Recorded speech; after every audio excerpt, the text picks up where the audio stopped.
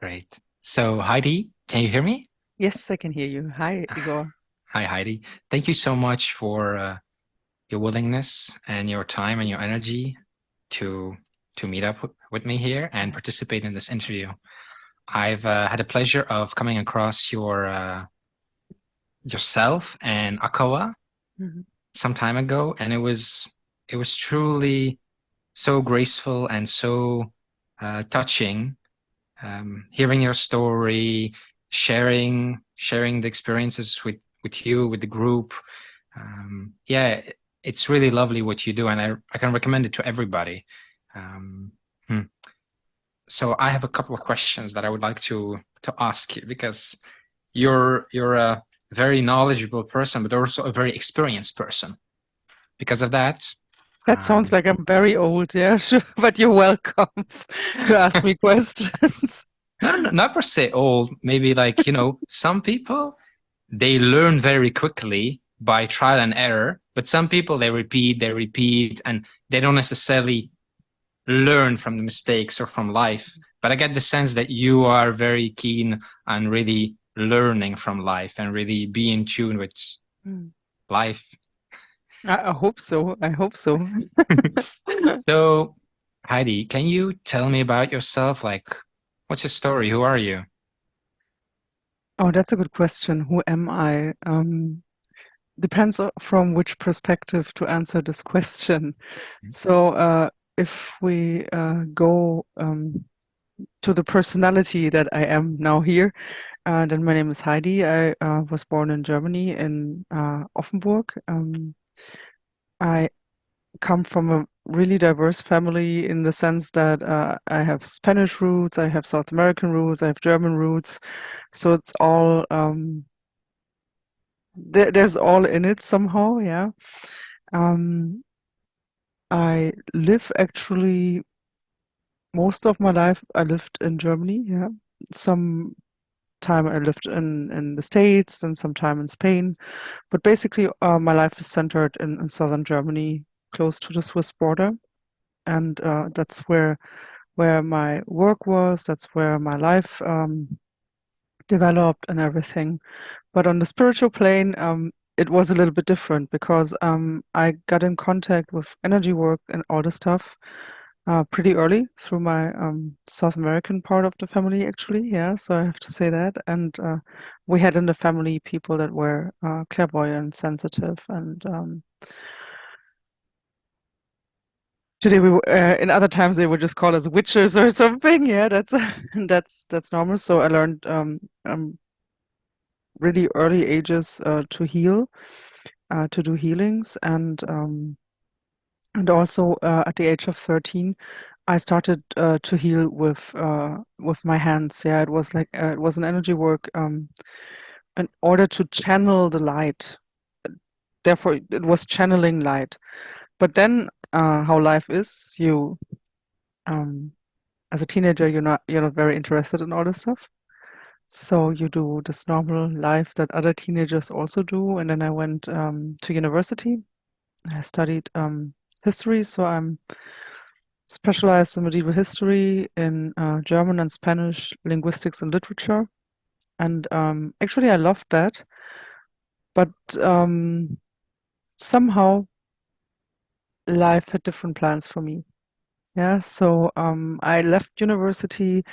I went to work in different jobs. First, I was teaching at university, also gave speeches in different places like Oxford, Leeds, Padua, Salamanca, and somehow university doesn't really pay life. Yeah, so you work a lot, but you don't earn much, and everybody knows we just need a certain amount of money to live. Yeah, that's just how our world works. So I went into the industry and I got into two companies in Switzerland, and then I really have to call it like that. Then the divine just said, "Hey, you're on the wrong way." And the way the divine shows you that you're on the wrong path is you get sick. Yeah. So in my case, it was an autoimmune disease. And it came so, actually, I should have noticed earlier. And I mean, I went to the doctor because I was also fitness trainer. I went to the doctor and said, hey, look, something's wrong. I'm doing 3, 4 hours sports a day. I'm not eating a lot and I'm gaining weight suddenly. Yeah. And my body is reacting in a weird way. I'm not regenerating. And he said, no, everything's okay. You're just eating too much. It was this talks with your doctors that are just useless. Let's say it that way. I still love him, but it was just useless. Yeah. And after that, I went to a train the trainer workshop in Frankfurt, I think it was. And suddenly, that clarity night they did in Train the Trainer, suddenly my legs got swollen so bad that I could not fit into the pants anymore. And my heart started really beating really fast. And I'm like, okay, what's going on? And somehow I made it alone to the hospital. I went walking through the woods to the hospital. It was a really surreal scene. And there was a young doctor, and then he said to me, uh, I, I'm pretty sure that you're not going to die from it.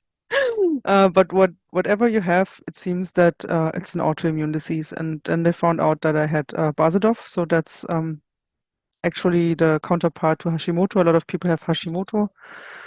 And I had Basedov. And the weird thing is that with Basedov, people are very nervous. And I was super nervous. Yeah. So it was extremely, I could not hold any emotion. That was not possible. But normally with Basedov, people lose weight because the energy system starts pushing and pushing and pushing. And I belong to the 1%. So even in the autoimmune disease that's special, I even got the 1% that does it differently. Yeah. So, and I gained weight instead of losing weight. And I'm like, great. So I got the entire program. And I was in hospital, and in the same room, there was another woman. She was 90 years old or something, and her name was also Heidi. And she was talking in sleep. Yeah. And in one of her sleeping phases, she suddenly said, if I could do it different, I would change everything. And in that moment, I felt like it was something talking to me. And it was first a little bit creepy, I have to admit. And I'm like, who the fuck is talking to me? And somehow the next day, suddenly, I had the book of Joe Dispenza in my hand, You Are the Placebo. So everything came. Yeah. And yeah, basically, that's also, I think, I guess that's the next question. How did I get into this energy work? So Yeah, yeah. Well, actually, one of the other questions was, what's your biggest fear? what's my biggest fear? Oh, I just realized I was in an airplane and I just realized when I was younger, I had an extreme fear of flying. I had panic, panic attacks. I sometimes I had to drink some drinks before flying so that I could manage it. I've lost all of that the Mm, last years, yeah. I've lost all of that. And I was sitting in this plane and it was in turbulence, it was moving a lot, and I said, hey, I'm completely okay with everything that is. I don't even have the fear to die anymore. mm, Yeah. And so mm, I have some things that people have because we have them from ancestors or family. Like I don't like heights so much. I don't have to stand on a skyscraper and look down 20 feet or you know what I mean. Yeah, it's just this basic fears that you have, but it's not mm, that it is something that mm, holds me back from life, like other mm. people that have fears that hold them back from life, and that's so sad. Yeah, You don't have those. that hold me Like, back from life. yeah, like the fear of not being good enough, the fear of being so attached to somebody and being afraid that they will drop you and then feeling completely broke. You know, like these kind. I'm just discussing with my inner child and with everything in me if there's Yeah, something yeah. still left. And sure, there is always, and no matter how spiritual you are, there's always this shadow. I say shadow side or human part of me that has its insecurities. Yeah, am I good enough for this? Or yeah, does the relationship work this way or whatever? That's okay and that's normal. And I think if you lose it completely, Mm. what's left? Hmm. I How do mean, you that's the hmm, experience of being human, yeah? hmm. And I like that experience. You have how, to live them through. how do you deal with your fears when they do come up in your life and they do seem to hold you back? I go to my bed and I cry or scream. And I do that as long as it's necessary, and then I'm okay again. So that's the only thing. Hmm, hmm, I don't deal with them in the sense that I need to um, theorize about them or need to talk them through. But sometimes or I talk with a friend or something. How do you see that? Maybe something is not this balance in me. Maybe something is hmm, in the outside and I don't really understand what's going on. I mean, hmm. yeah, that can also happen. Before you had your healing crisis and the whole thing with the autoimmune disease, what was like the driving force of your life back then, and what is it now? Wow, what was my driving force back then?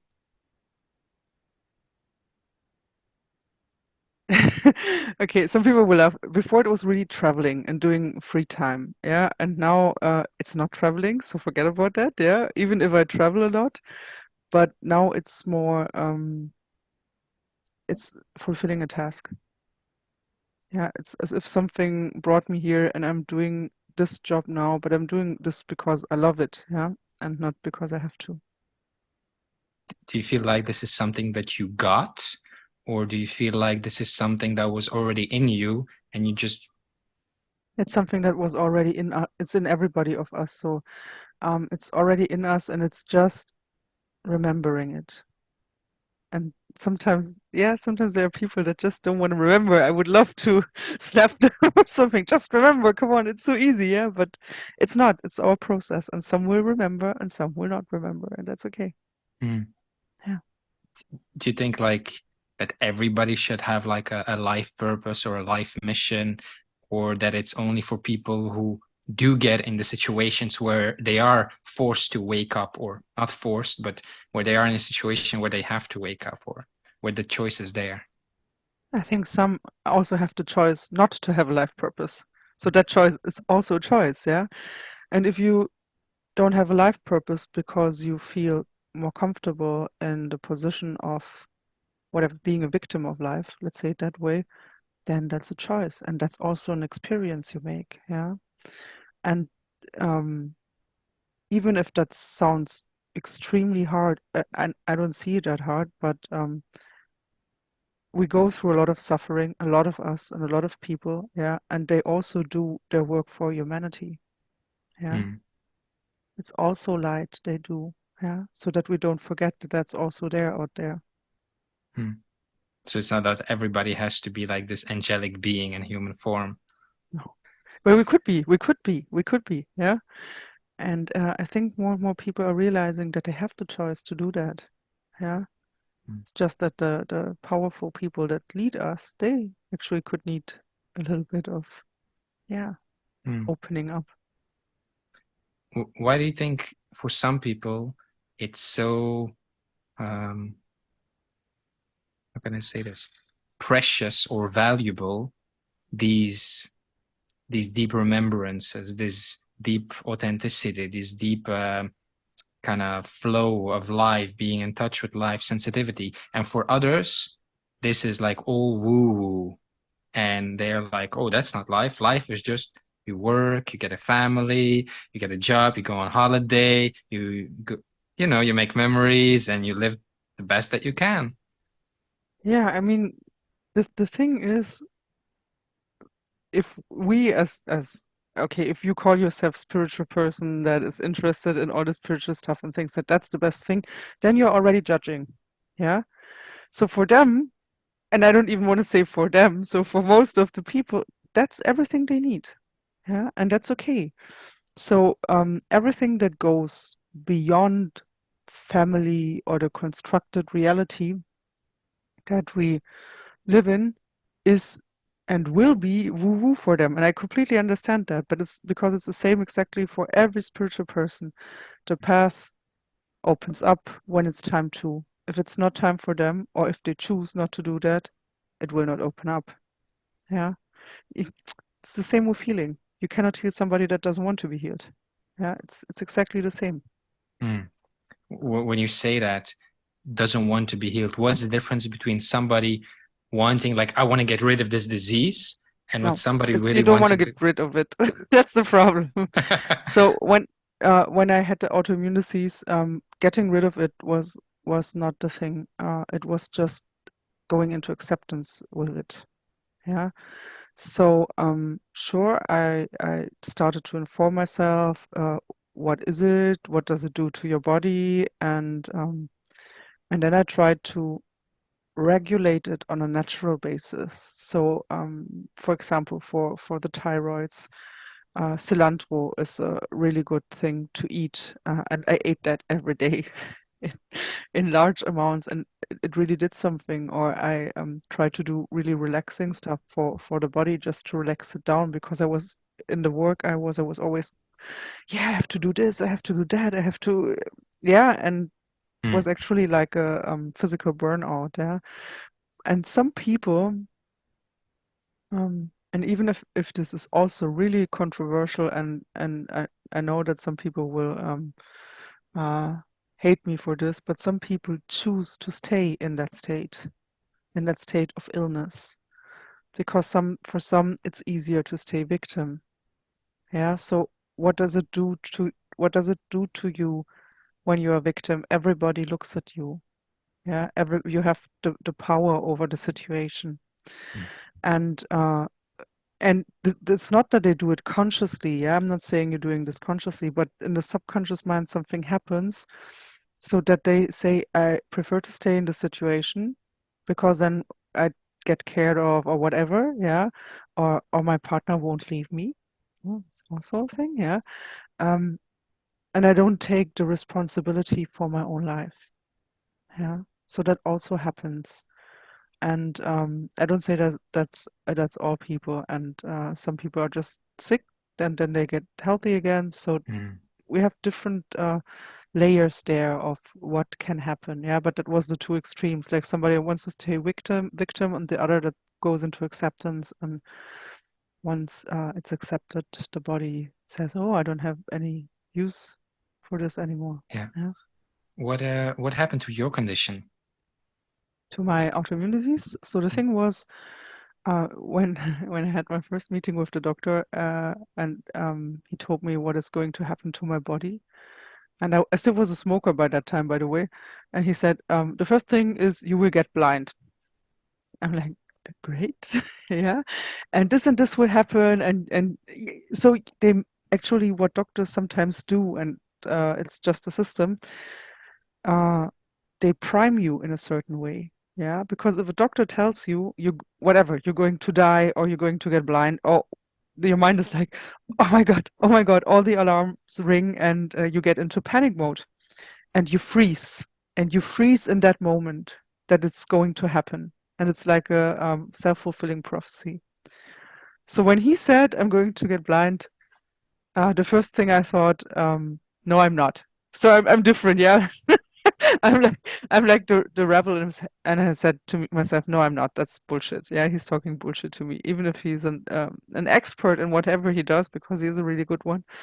I said, no, that's not going to happen. Yeah, and then you get this thyroid tablets, whatever, that are really strong, and you read on the paper all this secondary effects they have, like getting colon cancer and everything. Like, hey, I don't want to take that too long if it's not necessary. I took it just in the beginning because that's the way medicine goes, and I say sometimes it's really necessary, and that's okay. But then I alone switched it off step by step. Yeah. Until I said, okay, now the body can handle it alone. And then I went to the doctor, and they found no traces of autoimmune disease in my body. And that was like, okay. So I mean, I did healings with Dr. Joe groups and everything, and yeah. So believing in yourself and believing in your potential also is helpful. And Mm. For somebody, for a person who is maybe stuck in a in that victim mentality, having an issue or a disease? How did they go from being a victim who feels really like beaten down by this, like, oh, poor me, I have this, and really, how do they turn it around and cooperate with it and heal with it or walk with it together so that it can teach what it needs to teach, or so that it can heal? So yeah, the first thing is to realize all the stories that are told to you. Yeah. So for example, what the doctor told you or whatever. Yeah. Just to get like an overall picture of what is being told to you. And then also go into acceptance with your state, with your body state. And I know, and I really know, and I feel this, people, if you have a physical pain in your body, it is not so easy to tell your mind, actually, I'm not sick. Yeah, because your mind will say, hey, but there's a pain. Yeah. So I was in wheelchair by that time. And I told my body, hey, we're completely okay. Yeah. And so the thing is, this you can also call it positive brainwashing in the beginning. Yeah. It helps. It helps to constantly say to your system, hey, it's okay, you need this time out, you get your time out, and be really loving and caring with yourself. But hey, in today's we're already getting better, and we do something together. It's just like accepting the vessel you're in as also a system that helps you and supports you, and not constantly battling against it. And we are in this constantly battle state against our body. We want it to be better. We want it to be younger. We want it to be whatever. Yeah. It's constantly battling the body. Yeah. So going into this love and acceptance with the body, especially for women, is hard in the beginning. So I guess there are more victims than the women, but yeah, it is necessary. It's necessary. It's where we have to go, and where society has to go to accept accept us as we are. Yeah, whatever vessel you choose to come. Mm. And after that, do you go to specific healing modalities, or do you pray and wait for whatever shows up and follow that? Or Praying, praying. Look, I like praying. I mean, because I was raised in a really Catholic um, home and everything. But I think the way I learned to pray is different than a lot of people pray, because I'm when I pray, it's more like a talk to Jesus or something. Yeah, I'm just having a conversation with him. I'm not saying, hey, I need this now or something. Yeah, because what do you signal? What do you signal? Let's say it's not Jesus. Let's say it's the universe or the divine force or whatever you want to call it. When you say, hey, I need this, you signal you have lack, something missing in your life. mm, And the only thing will be received up there is missing in your life. Yeah, have to think a little bit uh, that's the message that goes through, and then the message that comes back is still missing in your life. Yeah, I'm sorry about that, but it's the way it is. And if you take mm, it into this more playful thing of yeah, hey, I'm not really okay with that or something. yeah, Yeah, can we do something about this or so? Get it into a more playful state. I mean, even in the Bible it says you have to be like kids again. Yeah, and this is prayer for me. This playful thing. Yeah, not this rigid thing that the Catholic mm, Church told us. Yeah, mm. because the church only parts from this. We are sinners. We have to live in shame and scarcity and everything. And yeah, Sometimes in life you have like these moments where everything you've tried by controlling didn't work, and the situation seems so like you cannot escape. And it's just like at that point, there's like this, I don't want to say humility, but the sincerity of like being a child, like I cannot do anything. And then by the way you pray or you ask or you talk, it's so like uh sincere and precious, like to have that really vulnerable and sincere conversation with, I really need this with this, because it just it doesn't work. Whatever I'm trying, it doesn't work. And then people show up, or all of a sudden there's a certain flow, or certain people show up. So yeah, it's really nice how it works. Yeah, and now you said it by yourself. It's going into this humility and accepting this childlike, vulnerable state also, yeah, and it's acceptance that Mm, takes us there, yeah. mm. Can you maybe share one of the moments, or a moment where you had the moment of healing, how it occurred or how it happened, if you want to call it that? How did the moment of healing happen? So I had I had a really intense moment when I was in Malta with a Dr. Joe event, and we were in a meditation, and um, suddenly I saw these light beings in and around me, and they were talking to me, and when I was 13, I had another immune disease that it was not an autoimmune disease. It was actually a neurological problem. It was a migraine with epileptical attacks. So whenever I get into different moods, I just disconnected. And so I was in this meditation, and these beings told me that actually they disconnected me, because else they just couldn't save my system for, and they needed me later. And I'm like, great, yeah, I had a fucking shit time back then. But because there was a long time they discussed if I even could drive car, because if you have epileptic attacks, you just cannot drive car and all this Mm, stuff, yeah. But it came, it stayed, and then stopped again. So it was also spontaneous healing, yeah. And in this same thing, they told me that that I have a task to fulfill, and that is to bring the others home. So that was a healing on different levels. Yeah, on somehow on the body level, because the autoimmune disease went away. I knew now I'm ready for doing the things, and on the other hand, also on this energetical and spiritual level, that I could let go of a lot of personal crap, and say just dedicating my life to this, because it's just the way I have to go, because else they will stop me again with the next disease, and I don't want that. yeah. So you by getting that autoimmune disease, Mhm. you were faced to look at certain things and go Yes, through a certain healing journey. yes, yes, I would call it And that way. then through that healing journey, uh, once you were almost at the end of having the healing, or being free from the condition, all of a sudden your whole context of what your life is about started to change.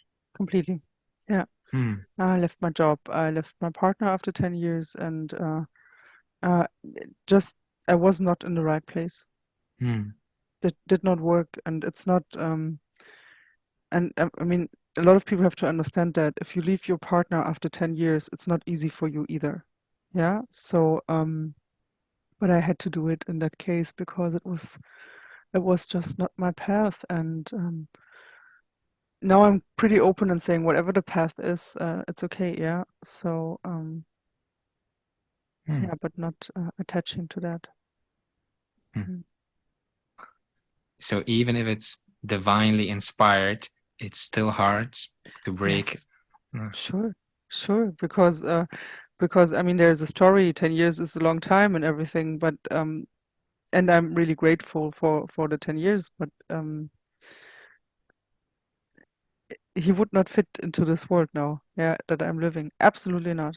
Yeah. Hmm. And so the whole thing would have been a compromise, constantly compromising myself and trying to comfort him, and trying at the same time to do what I want to do, and that's not working. How do you make that move? Do you do it in one rip, like a band-aid, like, Yes, or yes. yeah? Hmm. Yes, yes, because the thing is, staying staying there and trying to fix it in some way is actually it's actually ego because you don't want to be bad, yeah. And then you stay there, you try to comfort them, and I mean that's okay. Some people are like I'm empathetic actually too, but it doesn't work. And I realized it just doesn't work. The Mm. only thing I'm doing, and you have no right to do that in my opinion, is I'm taking and I'm wasting their lifetime. Yeah, the longer I stay there and telling gonna be okay, it's gonna be okay, it's not gonna be okay. It's a breakup. It's not going to be okay anyways, yeah. And the longer I stay there and try to comfort, it's just not fair. Yeah. Mm. Yeah, that was my case, yeah. So yeah. What's like the most remarkable discovery you have done in your life? Ooh, what's the most remarkable discovery?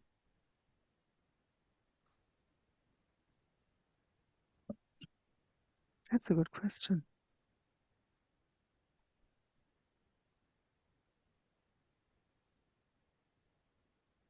That we know nothing what is yet to come.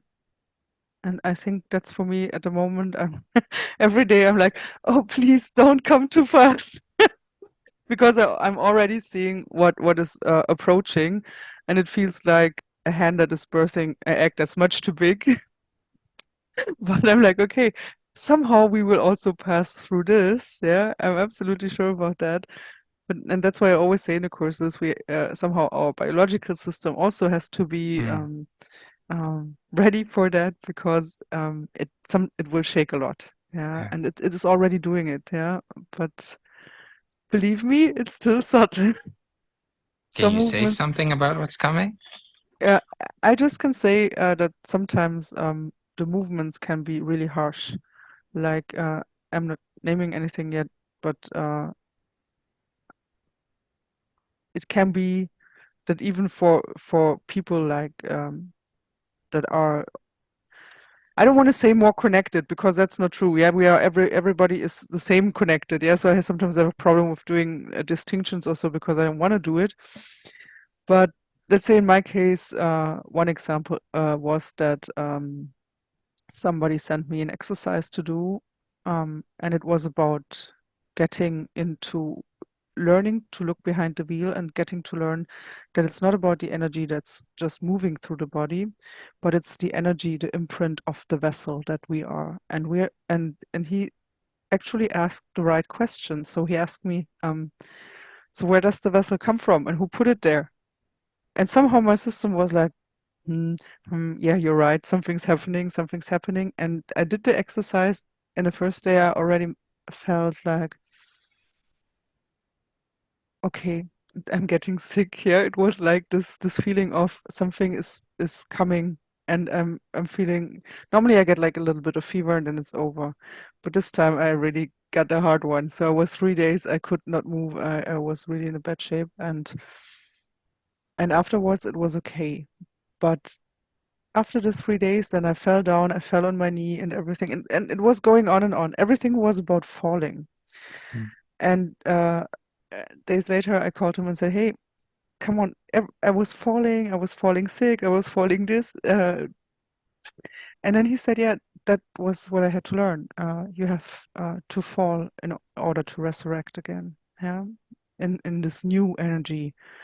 And that's what we sometimes don't like, yeah. And that's what I said. You try to battle it because you don't like it, but no, you also have to sometimes go through these processes, and they might come.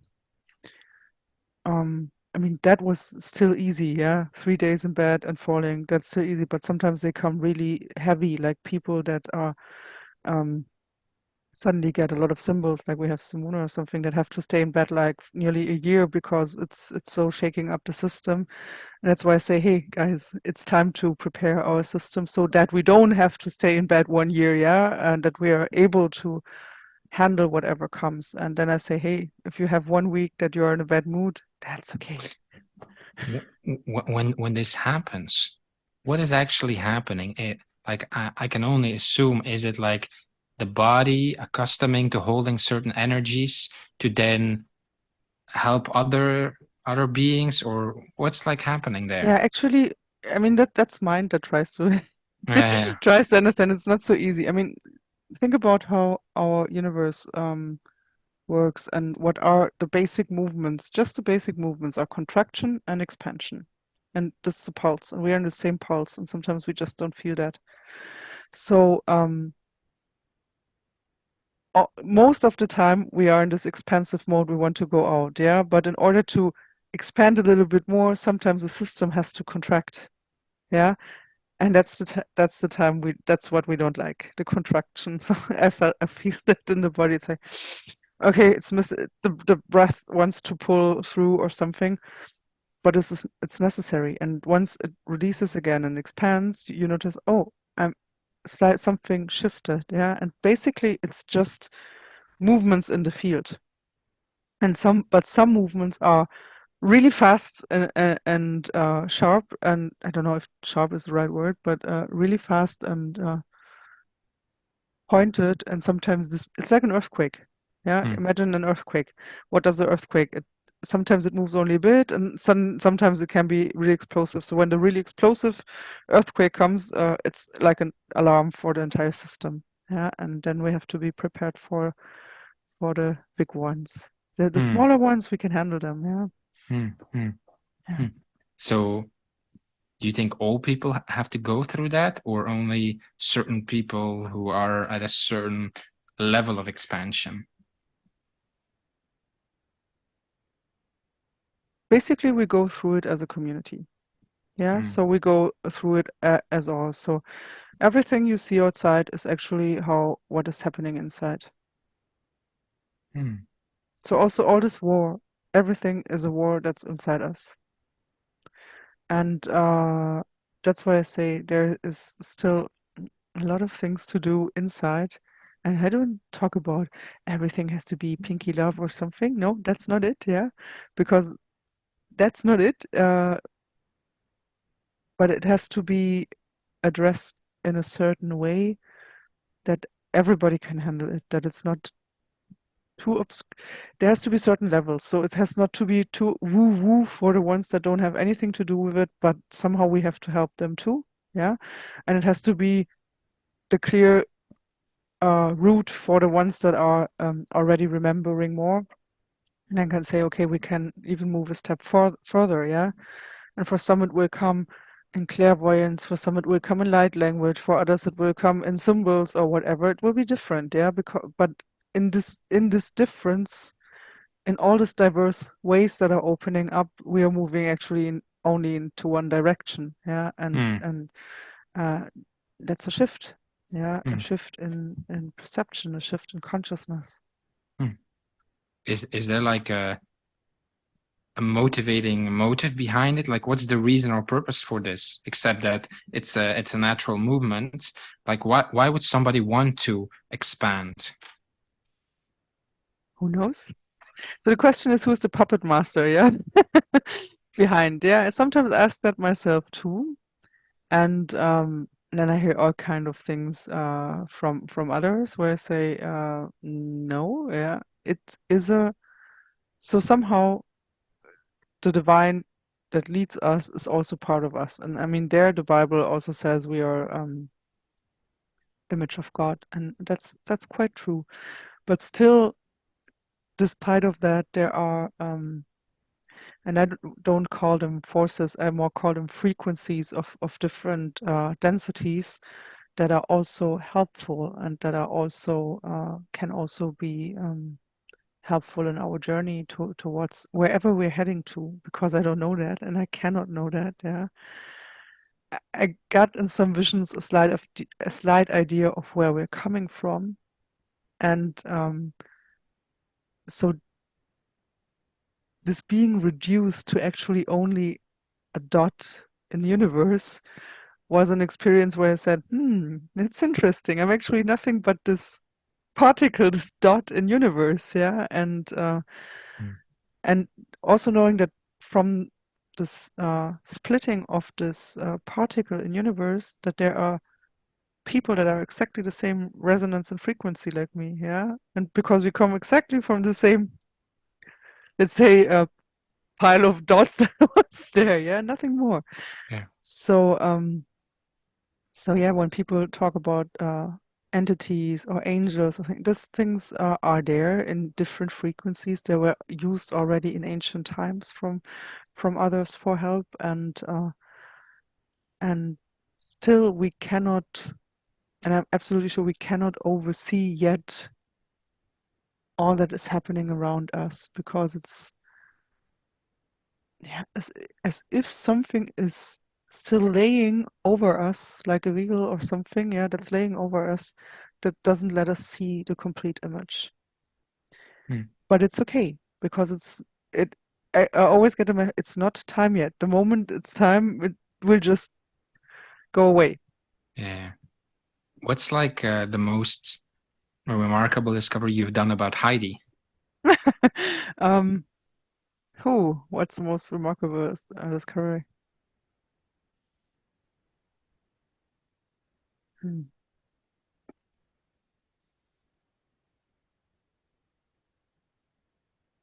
that's a good question. I mean, it was constantly about crossing boundaries for me, actually, all my life. And then there came a moment where I said, "Oh, it's so easy, just jump." Yeah, and I think that's the moment, yeah, where I let go of a lot of fear. Yeah, Mm. yeah. Mhm. So that I was able to do that, maybe.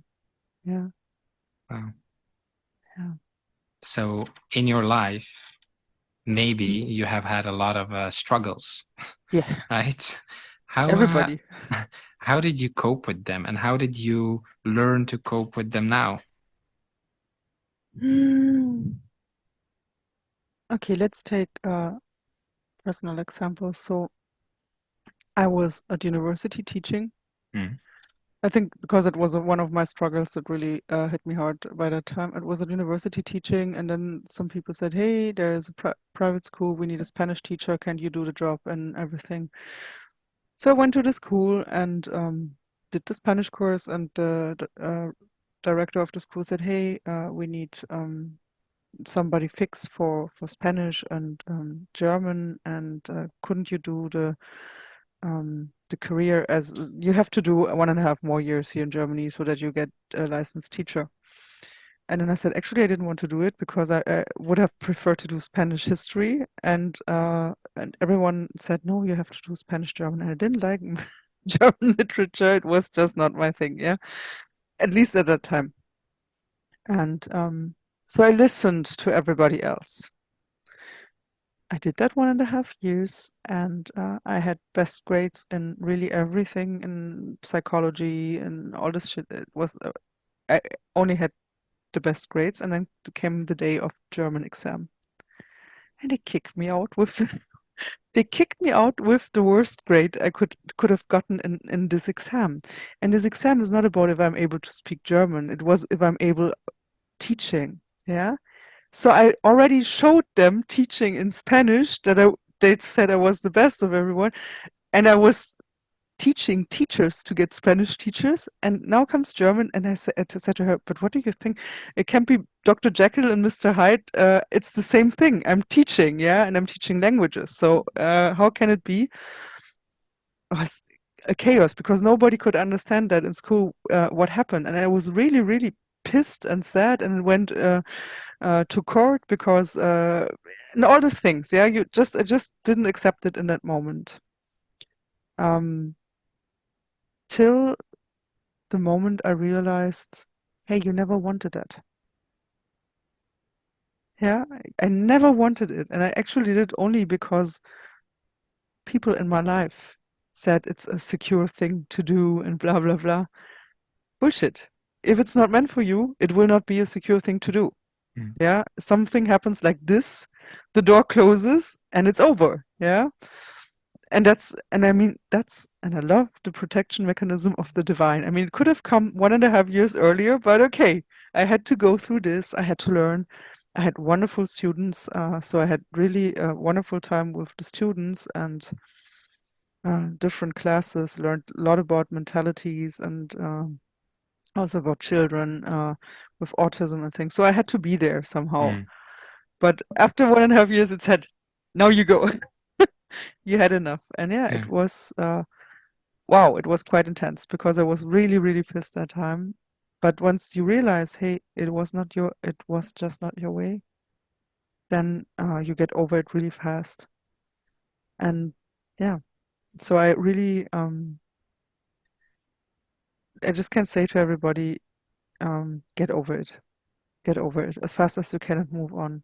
Yeah, if something like that happens. Mm. It's shit, I know. It doesn't feel good. Take your time to be 2 or 3 days really pissed. Cry, be angry, whatever, and then stop crying. Stand up and go on. You know, some people, or if there's a person that maybe they have a thing like you say, Mm. and they know they maybe don't want it, but they don't know what do I want.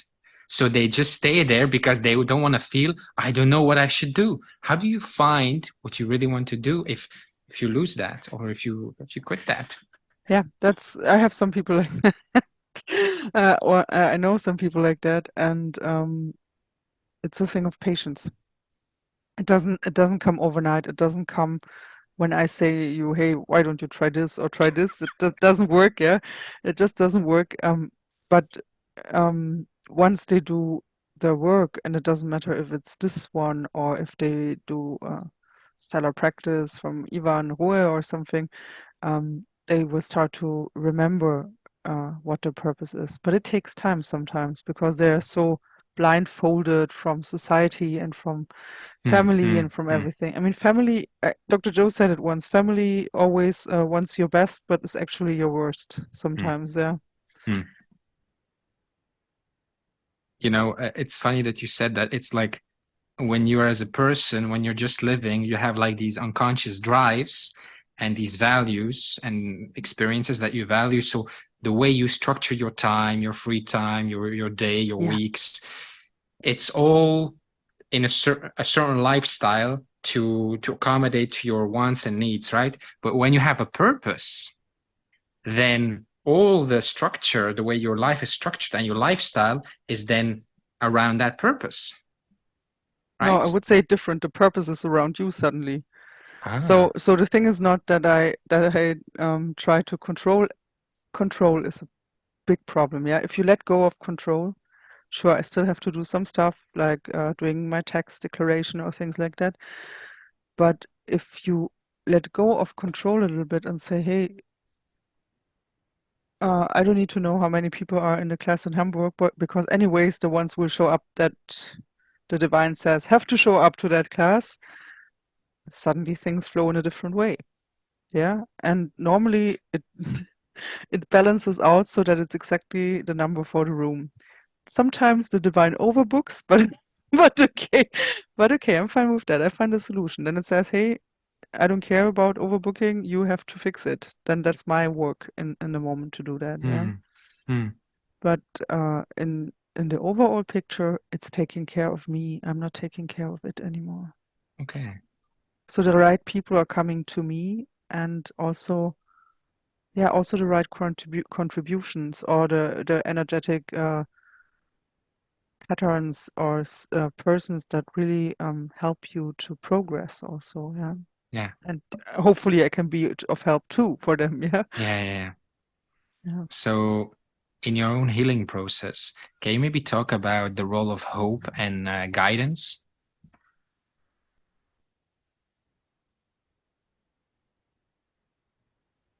It's again this thing with hope. When I think about hope, I mean, we all say this is something positive, but sometimes hope, not always, but a lot of times hope also comes from lack. It's the same thing, yeah. So I did not hope to get healthy. I was sure I'm healthy, yeah. So that did not work for me, at least it did not work in that moment. So hope, and what was the second thing you wanted to know? Just Guidance. guidance, yeah. So guidance is something a lot of we just lost this contact to our guidance because we don't believe our own intuition or your gut feelings. And sometimes, believe me, your gut feelings can be better than your grandma when she says something because it's just your system, yeah. So your grandma might have her reality, but you have your own. And So guidance really was to follow certain things or go to certain places I would have never gone before. Yeah, like I was in an acupuncture practice here, and this I didn't even know that there were places where this needle can go that hurt so bad that you can't even cry because the tear is like stuck in the eye. Yeah, so um, that was one thing where it led me really to, and suddenly I was in front of this practice, and I said, okay, I try it, and that helped me also to get over it a little bit because it was certain aspects. So certain aspects of the autoimmune disease where the the divine guidance just led me to different people. So the acupuncture was because I felt this extreme body heat. I felt like I was burning constantly. Yeah, but within this acupuncture, I meditated while I was getting the needles. I meditated, and then I realized, oh, this is not something really physical. I mean, it helped for a while. This is something that's much older, and so you it's like a puzzle. You get this guidance in a way that it then led me to go to southern France to a retreat about the Cathars, and um, there was this prophecy that 700 years after the Cathars were killed in southern France, they would come back to Languedoc in order to bloom again and to raise the Church of Love. And that was the year I was in France, yeah. And that's why I say it leads you, yeah. It leads you to the places, to the people where you have to go when you trust it a little bit, yeah. And when you just say, okay, I go, I don't know why, but I go, yeah. And and you will see it opens up things that you didn't think before. I mean, the way you came to me. When you get that impulse or that intuition, Yeah, hey, try this or go this. What if you keep ignoring it? you get If you sick. do, No, I sometimes ignore it, but just because it's sometimes so much information that I really try to not listen. And then I get a call or a reminder from somebody, why are you not listening? Yeah, and I'm like, okay. Or in Hamburg, I had this. I think it was in Hamburg. I don't remember where it was. I think it was in Hamburg. When suddenly one of the persons in the session says suddenly to me, "They want me to tell you," and I know exactly Heidi did not listen. Mhm. So then they come through other channels. Hmm. Hmm. If you don't listen, you will. They will make you listen. For people who are maybe not in tune or not aware of this connection or of this guidance, can you maybe share or tell how people can get in touch with guidance? Listening, listening in silence, and it's really this thing in the beginning. I mean, we are so overstressed with all this information, constantly television, computer, or whatever. So it's really, and I don't say it has to be long. Take 5 or 10 minutes a day just to sit in silence and do this for a couple of weeks, every day, 5 or 10 minutes. And there comes this moment, I promise, where the connection is stable. Let's say it that way, yeah. And then you receive more guidance. Hmm. It's Hmm. easy. It's not the difficult things or what people tell you have to do this or this practice. It's Hmm. easy. It's Hmm. simple. Can you maybe share what happens at a Joe Dispenza event? Oh, what happens at a Joe Dispenza event? Yeah. I didn't expect it. So I was in Bonn in Malta at the week-longs, and I was at the AFO, so that's the advanced follow-up. So what you do there is first of all a lot of meditating, yeah, and a lot. It's Hmm. really a lot. And the thing is, they also do a lot of healing. So it's about healing the field and everything, and it's about really profound shifts in these meditations, and also about crossing again. It's about crossing again your boundaries and your fears. Yeah, dealing with your fears. So they do some things, and I don't want to spoil because Yeah. if Yeah, you yeah. were, I don't want to spoil too much. But they do certain things that help you to get over some old fears or whatever. And I really have to say that it really helped me, yeah, in the beginning. So to get into these meditations, and I like them. I know them not for everybody, so I like his meditations. But let's say once you get mature through this meditation process, you also start trying out different things. And I mean, I also like Deepak Chopra's meditation. It's not about only Dr. Joe Dispenza, or you deal with healing with other people, and it's like a growing process, a growth process. And now I'm sometimes I do the meditations, for example, when I'm in an airplane flying. Could be I do a Dr. Joe meditation, and I try not to shake so Mm. that my neighbors don't get freaked out or something. What's your favorite meditation from him, or Oh, favorites? turning your love inward. Okay. Because I did that one when I was sick. I Mm, did it every day. So it's mm, only 20 minutes, I think, or something. mhm, And I did turning your love inward every day, mhm, really every day, because I think, and it's exactly the thing. It's turning inward. It's not going outside. You don't find the solution in the outside. So mm. it's turning inward. What's the difference between doing the meditations at home by yourself and going to an event? It's more intense because there are 2,000 people. You feel everyone is in it. It's the good mood, and it really helps. Yeah. So it's, I mean, it's the same with what we do. Online is different than when you have the people live and screaming around you. Yeah. Hmm. Yeah, Hmm. it's something different. Yeah. Yeah. And at those events, do you think there's guidance there? Yes. Hmm. Hmm. Yes. Yes. It depends also, I think, on the people that are there. But yes, there is guidance there. There is guidance there. From beings or frequencies or Yeah. Let's call it frequencies or beings. I don't care. But uh, yeah. Yeah, okay. I felt that in a healing also, that where I was the Healy, and I felt the presence of these beings, and I'm like, wow, that was, You got a coherence healing. yeah. Ah, I got one in Bonn, and I got one in Malta. Yeah. how was that? Um, Wonderful. It was a wonderful experience. Yeah, and both ways, being healer and being Healy was beautiful. Yeah, and uh, yeah. That's an experience I wish that a lot of people have. Yeah, just to be there also as a Healy. What did you feel?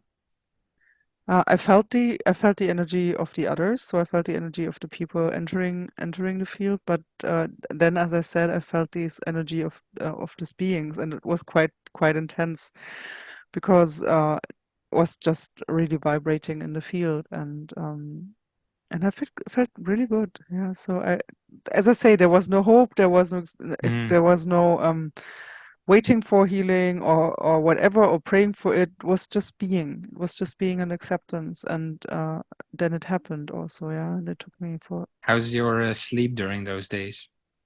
during the days, and I slept like a baby. Okay. Yeah, because there was only short times to sleep, so the times I slept deep. I Yeah. really slept deep Mm. because it was intense. Can you say something about destiny?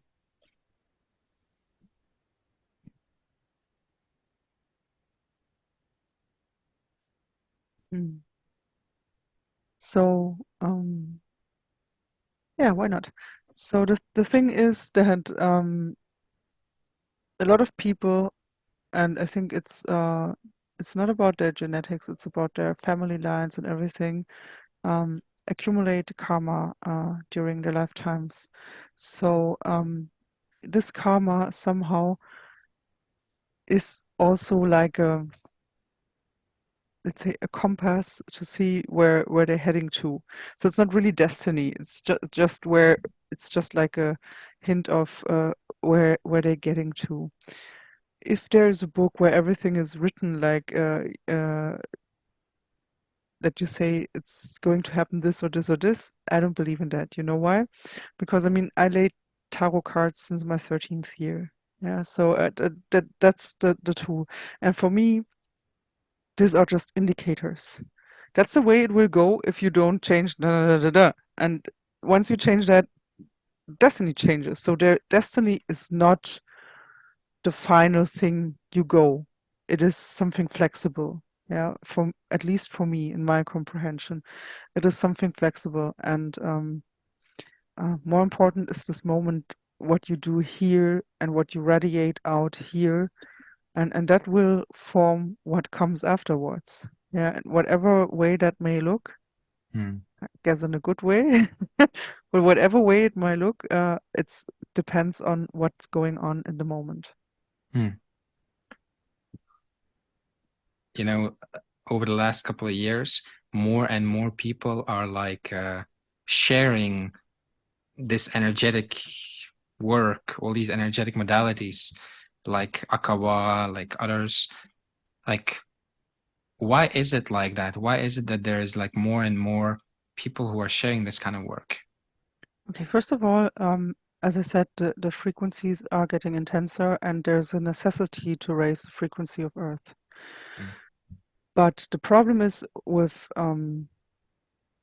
most of this, yeah, with most of this whatever you want to call it, workshops or theories or what's coming down. A lot of them just scratch the surface. They just stay in the experience. It's not really about depth. So then we have people that get a lot of experiences and have a lot of things going on, but they cannot integrate it. Yeah, there's no integration process, and that's problematic. And I know a lot of other teachers that see exactly the same. It's problematic because it can just burn the system. Yeah, and that's what nobody wants. Yeah, we don't want people to have a spiritual burnout afterwards, because that would be the worst case for everybody. You, let's say you had 20 whatever sessions, yeah, and then suddenly you notice, oh, my system can't handle it. Yeah, um, that's still that's still something we're waiting where this is heading to. Yeah, and the problem is that more and more like side branches pop out because everyone thinks now they can teach it, but they don't have this profound. I wouldn't want to blame anybody. Yeah, that's not it. But they need a certain profound teaching base, and they also need to be in their vessel really profound. If they are not profound in their vessel, how will they share this? Energy doesn't care. I tell you, energy doesn't care. If the vessel is broken or not, energy doesn't care. It just pushes through. Yeah, it can even use you. And we had this case. We have these cases, and we have to help them rebuild their vessel, and actually, in order to stay strong in the energy. So I'm not sure where it's heading to. Mm. Yeah, but we're observing it. When you say the system can be burned, what do you mean exactly by that? Uh, take a bulb. Yeah, if you have a bulb that only has a certain voltage, and I put too much energy through it, it will explode. That's it. So that's burning. Or take. It's exactly Do this. do you mean like physically dying, or do you mean like getting a psychosis or Yes. So the thing is, sometimes when the energy is too much for your system looks for the manifestation of you that can hold it. Yeah, so let's Mm. say it that way. So the density that can hold it would either be yeah, getting physically mentally ill, yeah, then your body can hold it again because your mind is not there, let's say it that way, or physical death, because then you are again in a different plane where you can move the energy Mm. without any problem. Yeah. Mm. So that's why it's so crucial to also see that the vessel, the body needs to integrate it somehow. Yeah, it has to be, and I don't mean you don't necessarily have to do whatever body practice every day, but it's especially the people that are constantly working and with the computer, they have to go out, they have to get this energy from Earth. Then they need also the pulse from Gaia, yeah, not only the pulse from the universe, yeah. People have to develop a certain consciousness for what's really good for their body, yeah, and for this body love. And we're losing that a little bit. Yeah. mm, mm, Why are we losing it? Because everybody, and we had this in several talks, everybody's searching for the experience, but the experience is not it. Yeah. mhm, mhm. This is going much deeper. And once we see how deep it goes, and then we see, oh, no, I can't go further because my body cannot handle it. Yeah. What are like the symptoms that somebody is doing too much? Okay, give you a short example Yeah, of a session of one of I participated, yeah, yeah, yeah. and I did not do the homework of it. I I know actually I should do the homework, and suddenly the teacher says, "Okay, now we're clearing this and this stuff," and my mind in that moment where he said what we are clearing, my mind already said shit. Yeah, because my mind already knew that was not good for me in the moment. In the moment he started, I really literally fell out of my chair. I was crying 3 hours. The entire body was shaking, and I had a nervous breakdown. It went through 3 hours. I mean, I can handle it in 3 hours, but for other people, it can stay much longer. Yeah. For me, it was okay. It was 3 hours. Then I pampered myself and went to bed. Mm. But yeah, it can happen. Yeah, and we have to be um, aware of that things. I don't say don't do any energy work. That's not what I'm saying. But yeah, listen to your intuition where it What do takes you you. think is like a good frequency to do if you do want to do sessions frequently? Um, so if you have an intensive course for one weekend, that's okay. It's also when you do some week courses, that's also okay. But the important thing, and that's why I always make big breaks between the courses, is it's like sports. Your body needs the time to regenerate and for the integration. If that does not happen, it's an overtraining. And you know what happens in sports, the body gets acid and that's not what you want. Mm, So really important, take your time to regenerate. Listen to your body. Your body will tell you, hey, it's not time for me to do a session now. Do something else. And sometimes it will even tell you, don't do anything spiritual. So sometimes it comes from me that it says to me 2, 3 days, watch television or something random, yeah, or Marvel superheroes, mhm, mhm, mhm, but don't do anything spiritual. mm. Yeah? And then I try to listen to that and really say, hey, I'm not going into anything. What are like your favorites integration processes that you can recommend people or activities? Taking a shower. I'm not kidding. Taking a shower, taking a bath directly afterwards, preferably with salt sometimes. Then drinking certain types of tea. I would have to make a list about which tea is helpful for what part of integration. Mm, Um, then walking, physical movement. So a lot of walking, being in the fresh air, uh, connecting to trees. If you're not a tree hugger, because I know that some people live in cities or they don't want to look stupid or something, lean on the tree or sit next to the tree or something. It's exactly the same as helpful. Or mm, kick off your shoes and ground yourself. That also helps. And for the people, I'm sorry for the vegan people, but something that really grounds you is eating meat. Yeah, if you want to hear it or not, but it really grounds you. I mean, I don't eat much meat mm, because I can ground also with other things. So that's why I say you have different options, but some people will need meat and your body will tell you now meat. It's like really this primal thing in you that says now meat and then listen to mm, it. Yeah. mm. But buy good meat, yeah, and not the cheap one. Yeah, yeah. Yeah. What is from your intuition or your inkling, what is a soul? What is the soul not? That's the What other is the question. soul?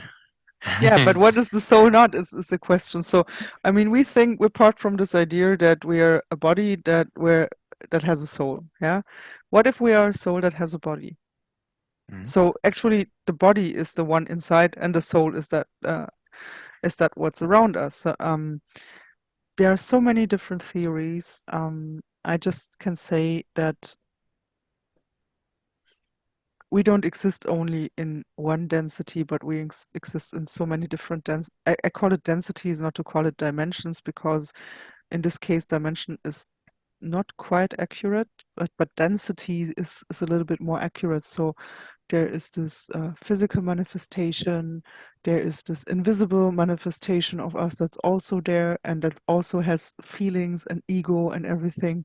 And then there are different parts of us, some call it higher self or whatever, that refrains, that doesn't have any ego anymore. Yeah. So that's what I sometimes tell you in class. That's when you get to this neutral point. And some will be really able to make this connection and just switch between them. Yeah. So, and some Mm. will have to go to the higher self directly and have no ego anymore. That's when you're really enlightened. But nowadays there are not many people that are really enlightened, and if any guru tells me he's super enlightened, they all have ego. You look at them, they all have ego. Mm. They're not there Mm. yet. Mm. Do you think that there's like a soul's purpose? Does souls have purpose?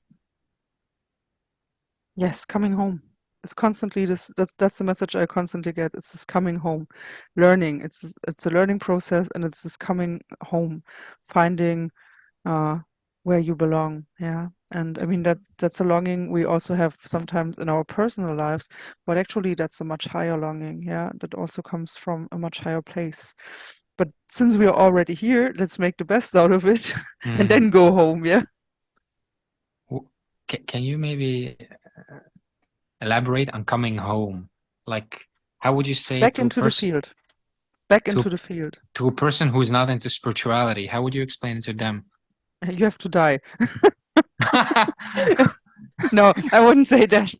No, but I mean, that would be the honest answer. No, that's not it. So you can have a connection. You can have a connection to home, a pretty stable connection being here. That's what I say when I say you connect to the field. You are in this impersonal state. But the problem with this connection, that's not a problem, but it's the problem with our physical manifestation is that we are not able, and nobody's able, um, to hold the constant connection. Why? Because it would just be too much for the physical manifestation. The connection is not made for being there constantly for the physical, or we are not made, the physical body is not made, let's say the other way around, for this constant connection. So once we are back in the field in our non-physical state, yeah, then we are home. We are in the field. So we can be home, we can connect, Mm. but we can also later have this home on a more Mm. broader way, Mm. being there constantly, yeah. Why But would we, we, yeah, yeah, why yeah. would we need to go home now or to reconnect to home now? So why do we reconnect to home now? This is like what Bruce Lipton said. This example he made with the Mars rover. How does the Mars rover work? Yeah, there is a guy at NASA sending signals to the Mars rover, and then the Mars rover sends signals out, hey, everything's okay here, and the signal comes back. So actually, and I completely agree with him, we are nothing different than an Earth rover. Yeah. So we are receiving signals from the field, from the divine, and it's checking on us, and we should send signals back to source, yeah, or back to the divine. But some of us prefer to not send signals back, yeah, and then it says, oh, they're broken or something. Leave them, they're broken till they come to the next cycle. And the Mm. others start sending signals back. Mm. Basically, yeah, some are broken. So when we invent something or are creative, is it our personal doing or is it some signal that we're getting? Signals we're getting. And I mean, Mm. you can ask artists or dancers or whatever. Actually, that's creativity. That's our creative force, and actually, you have them. But we can bring it here, yeah. And that's the thing. We can. It starts happening in the field, but in order to manifest it, we have to be here. Mm. Yeah, so else it would not work. Yeah, Mm. you don't see Picasso's flying around in universe. Yeah, it doesn't Mm. work. So they have to be Why is it that some people are like really grounded and some people are not grounded at all? because we're different. Huh. It's just they're just different. They're just different peoples. They're just different ways, different choices. So that's completely okay. So I would never judge you and let's say, for example, for not being grounded enough or whatever. Yeah, because it's the way you choose it. Yeah. Hmm. But everybody can be grounded. Yes, if we would, and I mean, if everybody would be grounded, how would the world be like? Different. Hmm. Yeah, we would appreciate nature more, maybe. Hmm. Yeah. What do you think is like the gravest mistake a person can make, in your opinion?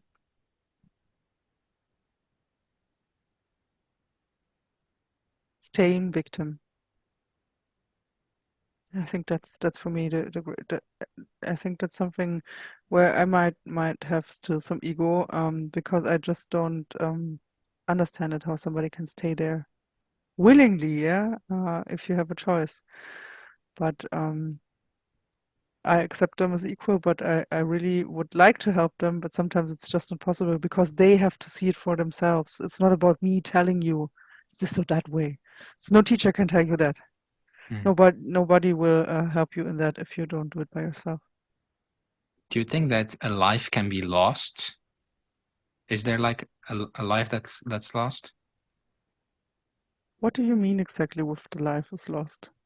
Yeah, like somebody who lived a life and No, it's I just don't believe in that. I know now what you mean. No, I don't believe in that. It had a reason. hmm, That's okay.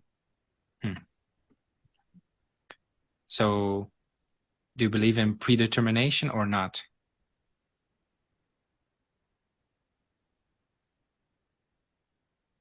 It's not really predetermination. It's more this guidance that sometimes does things where you think, yeah, that was actually not what I wanted. And that's what we then call predetermination. Yeah, it's actually not really that because it's something that happens in an instant. It's happening continuously. Um,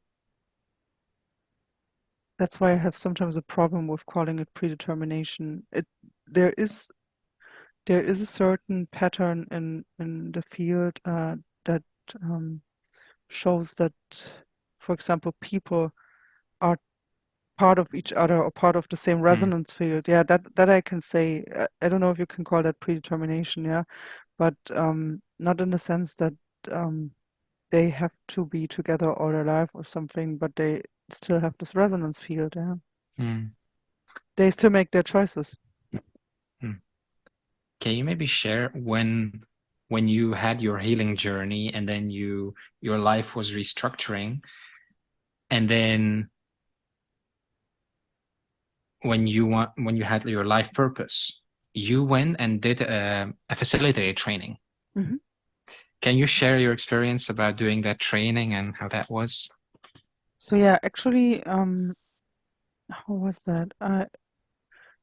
Actually, Dr. Joe was the key to that because I went to the first Dr. Joe event in Bonn and I saw the people freaking out in meditation. And I was like, oh God, what's happening here? And if I go into meditation like that, I will for sure get an epileptical attack like I had when I was younger. Yeah. So I searched online for a way to go deeper in meditation, and that's how I found Cup and Venant, and was a and there are no coincidences, but it was the right timing, and he did a weekend in Copenhagen, and I went there, and it was pretty profound, and I had an intense moment with another girl in one of this, let's say, deeper states, and then they asked me if I wanted to become facilitator, and I said no because because I did not feel healthy enough. Yeah, and I said, Mm, hey, I don't want to give any negative things or energy to other people, and then came Malta, and then came the message that I should bring the others home. And then something said to me, start there. And I wrote an email to them and said, if they want me to come to the next training, I come. So it was a calling. I had to go there. And, but mm, out of this calling, I mean, a whole weird story I had like a sideshow place to the cup story always that was completely different, and that's why maybe I never really fit into the system. Yeah. So shortly before flying to Mexico, before flying to the training, I was at the AFO in Munich with Dr. Joe again, and a lot of weird things happened. A lot of weird things happened before this training, and happened afterwards. I don't want to tell too much because people will freak out if I tell too much. But there were a lot of, let's say, apparitions and synchronicities that showed up where even I said, "What's going on?" Yeah. So where is this coming from? And I did the training, I did my sessions and everything, and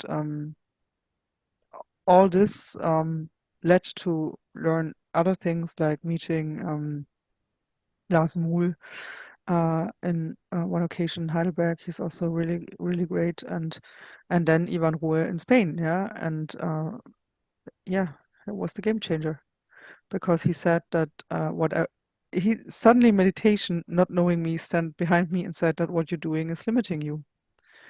And he said your energy will grow much faster, and you will have to follow. That's what he said in the beginning. I said like I was smiling. I'm like, yeah, this guy's just talking. And then the day after, in the airplane back to Zurich, Akawa was born, and it made me follow. Yeah, it was not that I was the one keen to say I'm doing a new system or something. He was right. It made me follow because it just changed, and suddenly people said, "Oh, this is weird. Your energy changed." And I remember this guy from Iran that said, "Suddenly there is this silver thread in the golden light that they feel, and it's so angelic." And I'm like, "What is everybody telling?" And Hmm. then I just couldn't deny it anymore. Something had changed. Something had shifted. Yeah, yeah, yeah. And then, Wait. wait, So wait, wait. yeah, because you're saying it very like very like you know very fast. But first of all, going from having that identity of like, oh, I don't feel healthy enough to want to be a facilitator, to becoming a facilitator. When you were going through the facilitator training, did you have challenges there, or were you already fully committed, and was that just effortlessly? For me, it was effortlessly. I have to admit that. For me, it was effortlessly. The only thing I had is that I suddenly had for a lot of months afterwards, after the training, an intolerance to fructose. It was the only thing. My body didn't like that for a certain time, but the rest was completely effortlessly. I mean, I was the first German cup facilitator. I actually built the community in Germany, Austria, and Switzerland. Yeah, Hmm. and so that's why I say I was effortlessly. Yeah. So when you went to the training and when you came back, what was the difference in you? What had changed?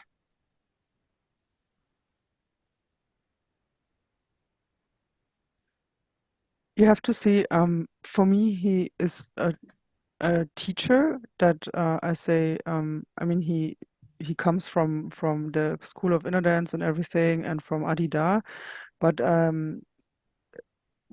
have to say, I don't want to put my personal opinion now into it. Mm-hmm. Yeah, that's the thing. I don't feel really good with this Adida part in some parts, but that's my personal thing.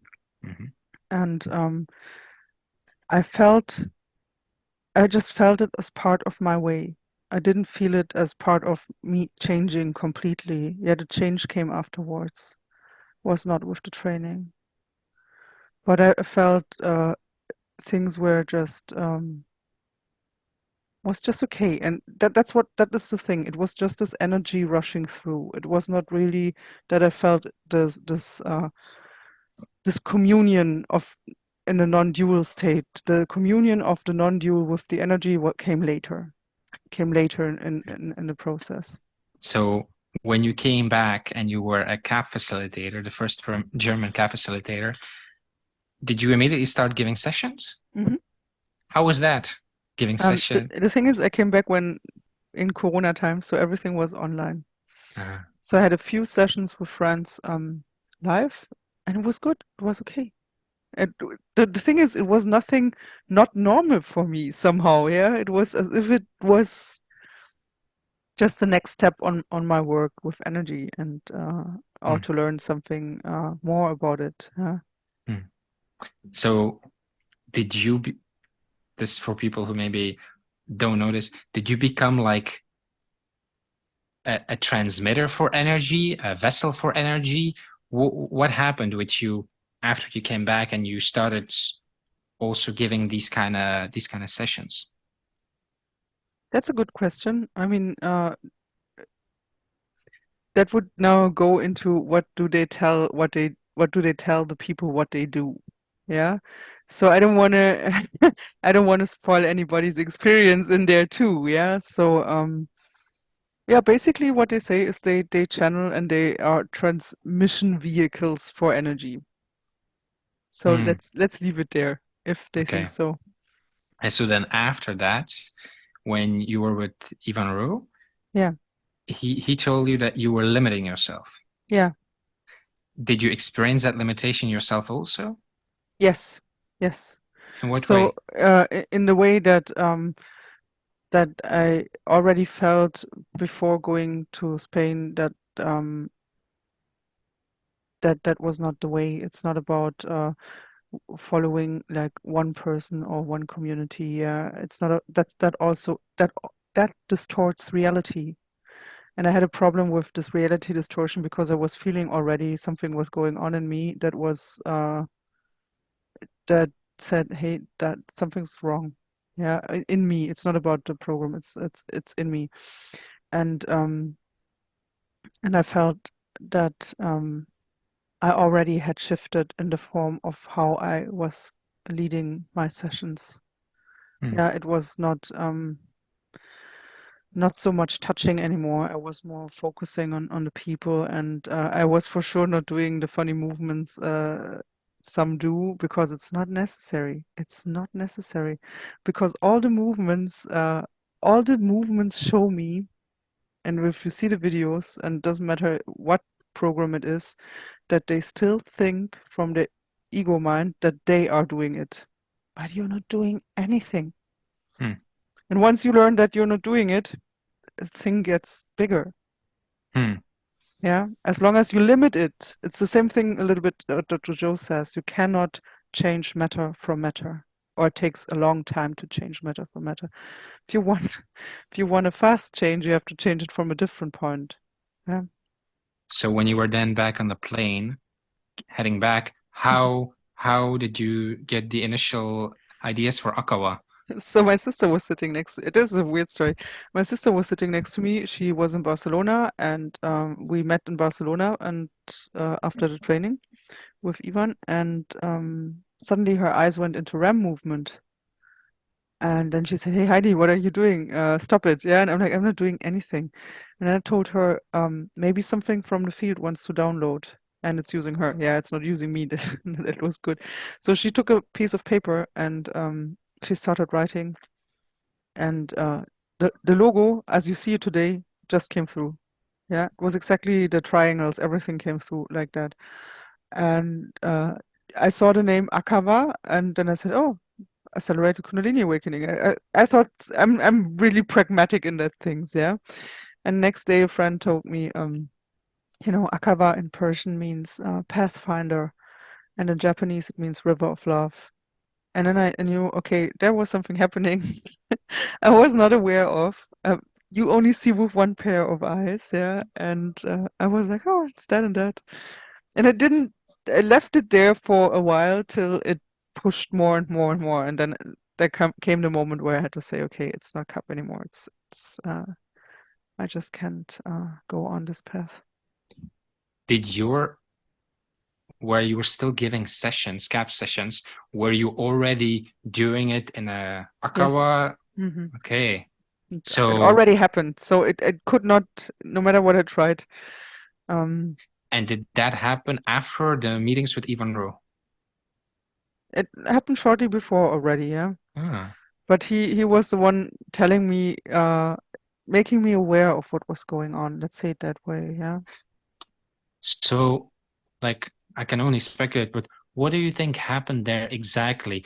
Was it that your own field or your own being was then, yeah, Recognize, I don't even. remembering. And I mean, you also see it. I mean, I did a training with him afterwards, and once I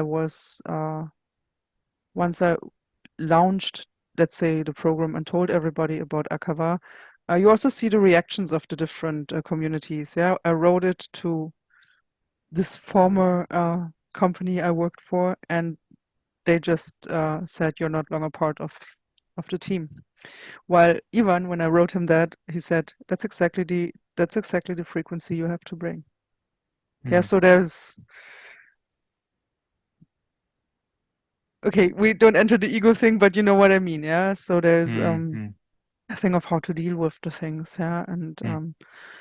yeah, so there will be people and there will come more people that have certain frequencies that are needed here, and they will find their group of people that have similar or same frequency that can spread it, and that will happen, and then yeah, I wonder why is it that some people really do stick to a certain format and a name and a certain style, while others like you are almost like, I don't want to say, but fluid. yeah, like guided or are invited to, yeah, to create or to share something not that was given to you, but what's coming through. Hmm. I mean, I don't know why it is like that. I don't know why uh why I had to go this path. But I don't ask either. Yeah, it's Yeah. just I'm just going it. But I can definitely say it was not about getting into competition with anybody. It was not about the financial part of it or so, because it's easy to copy a system that's already there and then sell it as yours. Yeah, and I would never do that. I mean, there were a lot of there came a lot of things up that exactly did that. I mean, Spain is full of it, yeah, of programs that are exactly the same, just a different name. Yeah. And that I saw that and I thought, nah, I don't want to do that, yeah, because that's just not me. And what happened there in Spain afterwards was like already was prepared during the sessions. Yeah, it just happened that it was not about transmission, it was about opening the field, and it really guided me, telling me, hey, you're not supposed to manipulate, you're not supposed to transmit any weird energy or something. You're supposed to hold the field, but not in the sense of you cannot imagine. It's not about holding in that sense. It's about opening it and then sitting with them and being with myself. Yeah, being with myself and so actually in contracting myself, let's say that way, I give them space to expand. Yeah, and that's the beautiful thing. I can see them grow every time. Yeah, Hmm. it's like your flower garden. Yeah, you can see them grow every time. Do you think you would have also be in in that position, or would also have been in the position of creating Akawa or allowing it to come through if you didn't go through the CAP experience and becoming a CAP I think facilitator? it was the path. I had to go through that path because I had to see. I mean, I had to see certain things, and this prepared long before. This prepared with the first company I went in Switzerland to work with. What was it about? About lasers. I never had any idea about lasers. I came from the university, yeah. Hmm. So it was all about frequencies, about bandwidth, and I'm like, why do I have to learn this now? Yeah, that's what I sometimes ask. Yeah, why do I have to learn this now? I want, Hmm. and then cup, yeah, and then the differences, cup and Glasmoul and whatever. And it showed me different things as if it said like, look at it, you have to know because whatever, yeah, just to see what's the difference. Once you were a facilitator, did you notice any changes in your day-to-day awareness or awareness of frequencies, energies? Yes, sure, because I mean you grow with the work, yeah. So with any work you do, Doesn't matter if it's Reiki. I mean, Reiki was the first thing I did, maybe, and or CAP or whatever. You notice that there is a certain growth. Yeah, and I would say it's um yeah. I mean, if you don't grow a little bit in whatever time you do that, then it would be really sad. Then Mm. something must be wrong with you because Mm. then you have to look at certain points in your life where you're repeating patterns. But normally you should grow because it really does Mm. something to you. Yeah. What kind of training did you do with Ivan? So basically, what he does 4 times a year is what he calls the convivencia, and that's a 3 day open, let's say, an open space for people. It's in Spanish, so uh, just to say to everybody, if you can do Spanish, then it's okay. Um, or if you're sensitive to energy, you can also just sit there and be part of it. And then he asked me if I wanted to learn what he does. And when he said that to me, I said, "Hey, sure, yeah, why not? I'm curious enough." And then I had a 5 day training. It was something like that, and it's not about training in the sense of what we do here, yeah, that you show somebody how to facilitate or so. It's more a training in lifestyle. Yeah, it changes something in your lifestyle. So and you're more connected. That's what I felt. You're even more connected to maybe also to him because sometimes I know exactly shortly before he writes me in WhatsApp, I already have him. I'm like, okay, he's there's a message. Yeah. But yeah, what I really honor is that he doesn't have this um, let's say these guru ambitions that other people have. Yeah, it's just normal, Mm. and I Mm. think that's what the world needs: Mm. teachers and leaders that are humble, that don't think just because. I mean, that's the thing. Just because I can move energy or whatever they think, they are Doctor Strangers. Mhm. I don't know. Yeah, So after that training, yeah. what did you notice being back and starting to give sessions again? What did you notice, or did you notice anything new or different? Yeah. Yeah, that's what I said. It's getting faster and faster every time. Yeah, and it's like as if I was split into different fragments, and all the fragments are coming back. But sometimes I'm like asking myself, will they be able to see me in full? Yeah, in the sense of will it not be too much for them? Yeah, because once all the fragments are back, um, I mean, I'm already noticing that in the sessions, I'm stepping back even more and more, just Mm. not to be there and give more into it, just because I don't want to, yeah, burn anybody or. Mm-hmm, mm-hmm. Really quickly, like what happens in an Akawa session? Mhm. So the just normal sessions are you come, you have your mat on the floor. Um, I enter. No, I don't need any preparation. I don't need any incense or whatever or mantra in the beginning. Yeah, I don't need that. That's just stories. Yeah, and I just enter and just be present. And in the moment I'm present, so it's not about channeling or anything. You're emanating it already. Mm. Yeah. And then you're with the field because you're connected and you emanate it so they can already remember.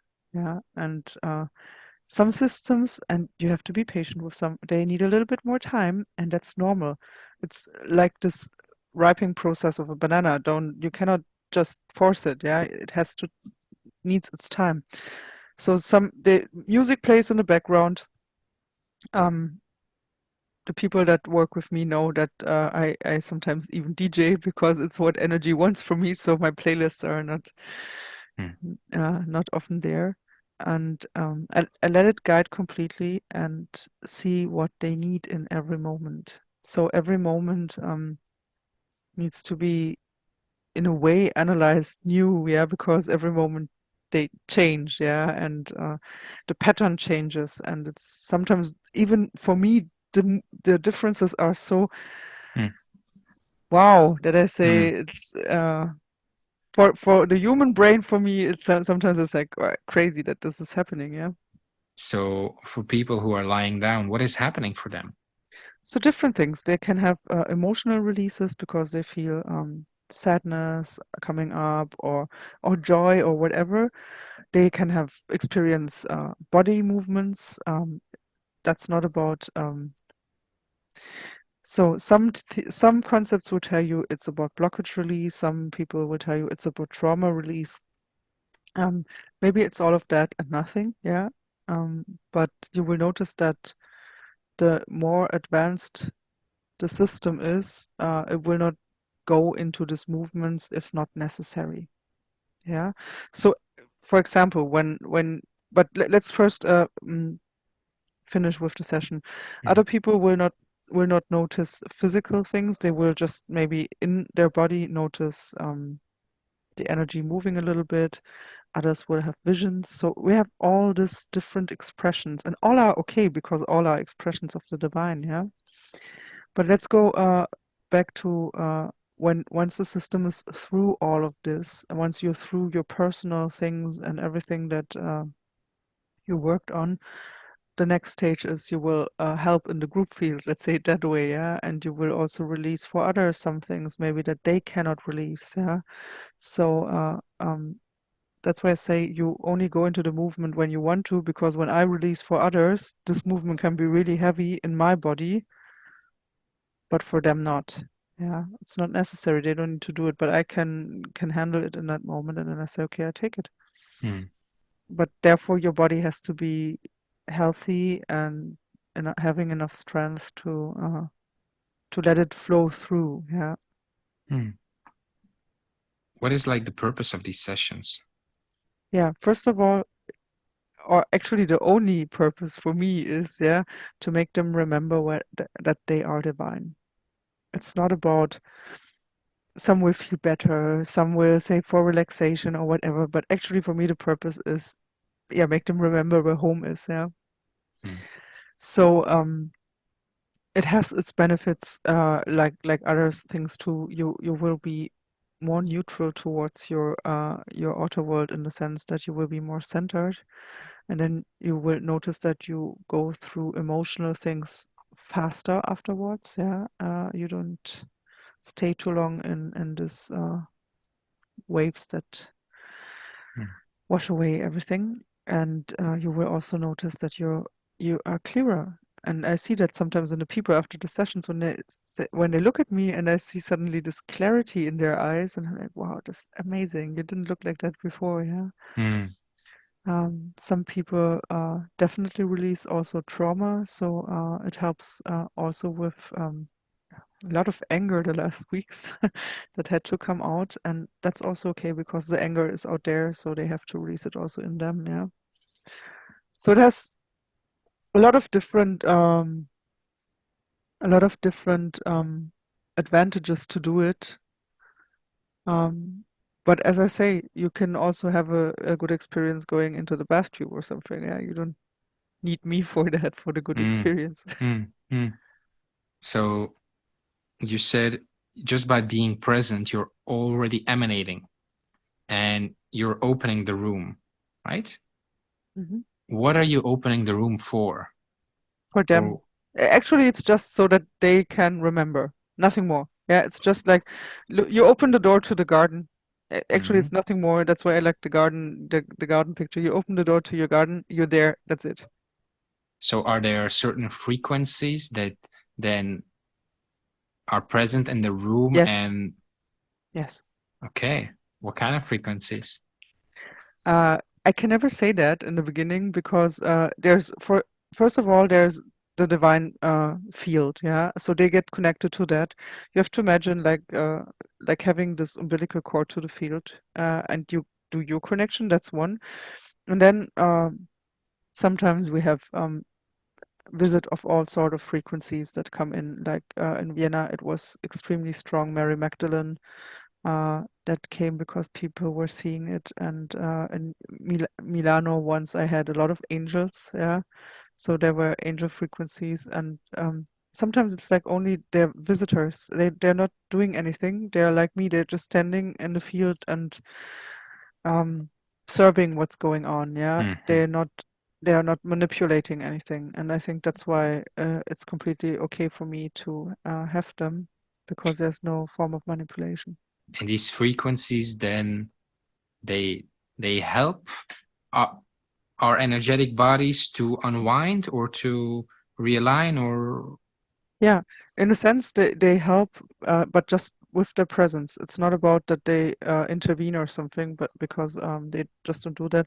And sometimes it's like they come and tell me do this or do that because that might help the process or something. It's like Mhm. guidance too. Yeah. But it's not like you're connecting to certain frequencies and then No, channeling that. no, no, we're not Uh, doing that. No. so just by you being present already there's Yeah, mhm. yeah. And I wonder when you were still a CAP facilitator, what were you doing then? Yeah, there I was connecting. There you were connecting. Yeah. I Connecting felt to like, yeah, to what? That's the problem. Yeah. And that's also the thing that I said, something felt weird for me. Yeah. Because I am already that open. Connecting to what? Yeah. hmm. And it's exactly the same question I had. Yeah. And yeah. And so you were connecting and then you were channeling Yeah. basically. It's a transmission. Yeah. That's what they called it. Can you, in your own words, maybe say for people who don't know, what is a transmission? Yeah, basically it's you channel a frequency that comes through. Yeah. So for example, when I do the silent transmissions, that I do sometimes in the sessions. I call them transmissions because I want to be clear that there's a Hmm. difference. Yeah. Hmm. So let's say I wake up in the morning and Mary Magdalene knocks at my door and says, "Hey, today it's my time. So give me 10 minutes of your Yeah. time to do this transmission because I could help them in some way." Then I say, "Okay, let's do this." And I go with that frequency. Yeah. That's basically it. So everything you channel um, has to go through a channel also, yeah. Um, and that's the other problem I had. I mean, since I already come from this, having been sick and everything, this channel has to be pure because you don't know what's coming through the channel that's giving you energy, yeah.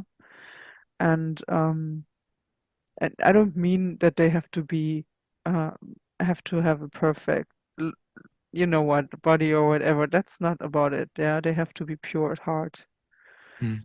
And once this purity is there, so that's why I don't like channelings a lot, yeah, because it's difficult for me sometimes to I feel the frequency, but sometimes I don't feel the person that's giving the frequency.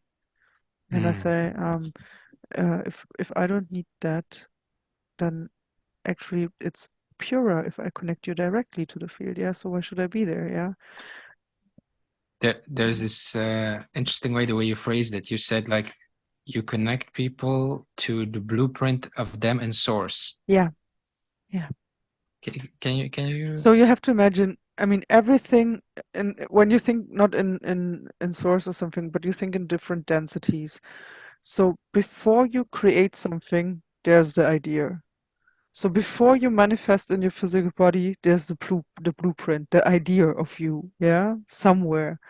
So this idea of you in the field or blueprint is perfect.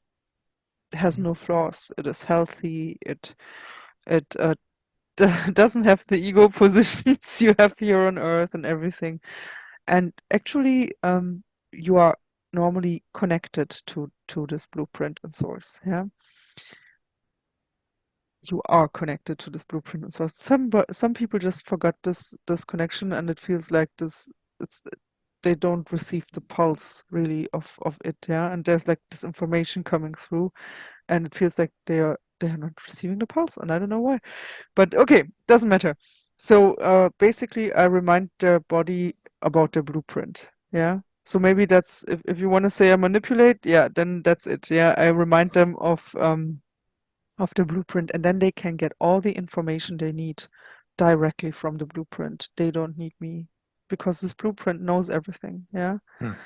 And this blueprint is connected to your body and to your divine spark, and it gives you the information that you need. Yeah. Hmm. And you don't need me. Why are you laughing?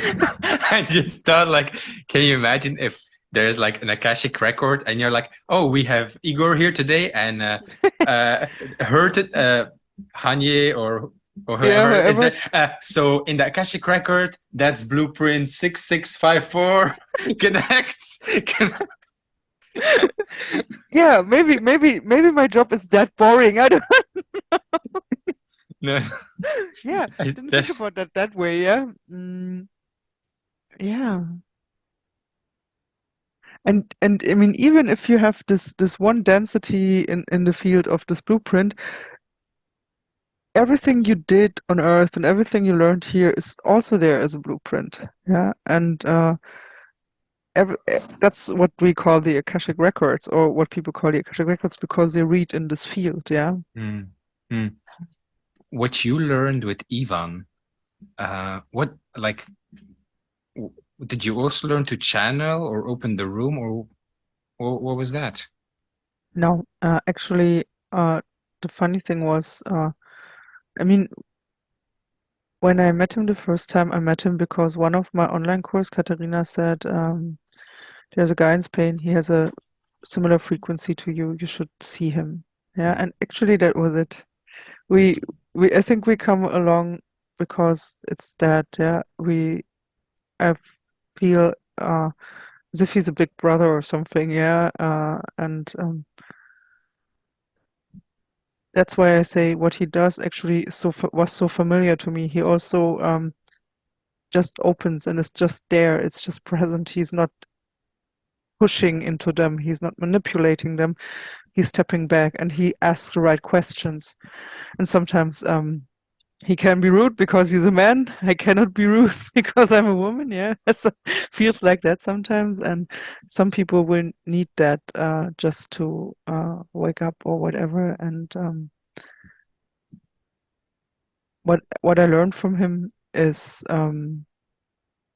yeah, just being again. It's just being. It's always this just being. And I mean, I already was there, but there was still this yeah, this not seeing myself Uh, because yeah, that I was not going my path, that I was following another path, the idea of somebody else or something. Yeah, what I was not on my hmm, path, hmm, hmm. and I can say that I'm now. When you have these transmissions coming through, how do you know which to trust and which not to trust? Like, Um, I know I can feel that. So normally when you have I describe that sometimes in the facilitator training, you know this electrical traps for mosquitoes. Yeah. So you imagine I'm this electrical trap for mosquito and a negative energy comes in and it happens what happens with the mosquito. Yeah, and it's just not entering the system. That doesn't mean that and I said that also with COVID, when you lower your frequency, because let's say you have a bad moment or whatever, then I'm more careful, yeah, because then I say, hey, maybe something attaches or so. But normally my frequency is not low enough in order for them to connect. hmm, So, and I feel it. I already know how Mary Magdalene frequency feels like. I already know how um don't know why he's talking now, Metatron or whoever feels like. It's because I or it's like a vibration in the air that it's like, I know hmm, that. hmm, hmm. Or frequency of a perfume. It's not like this appearance in front of me. It's like, whoo, there we go, yeah. This awareness that you now have, and that all started to present itself to you after your facilitator training No, I had that also as a child. The thing is, as a child. you just lose it with time because adults tell you that's not normal or whatever, yeah. Mm. And I always had a really, really strong connection actually to Jesus and to Christ energy. And that's maybe why I felt so drawn later to what Ivan says and tells, because I feel this energy there. Mm. Yeah. How do you cope with people who are like mentally ill? So, that is a really interesting thing. I mean, what is mentally ill? So psychology says everyone that is not, like, let's say, we is mentally ill, or that has some deficiency is ill. So Mm. psychology actually parts from illness. Yeah, they don't part from the healthy state. I actually part from the premise that everyone is whole and healthy. But um, if you observe some of the movements, I mean, if I observe my own movements when I enter the field that are just slightly movement of the shoulder going to the front like a whipping, and then you observe people that are mentally ill, how they move sometimes, it's exactly the same. Yeah, it's exactly the same. So I was thinking a lot about this ultimately. What if they are not ill? What if they are just receiving constantly the pulse, the pulsation, and just their vessel cannot handle it? Yeah, so they're actually not ill in that sense for me. They are just like, let's say, stuck in between somewhere. Yeah, and that really.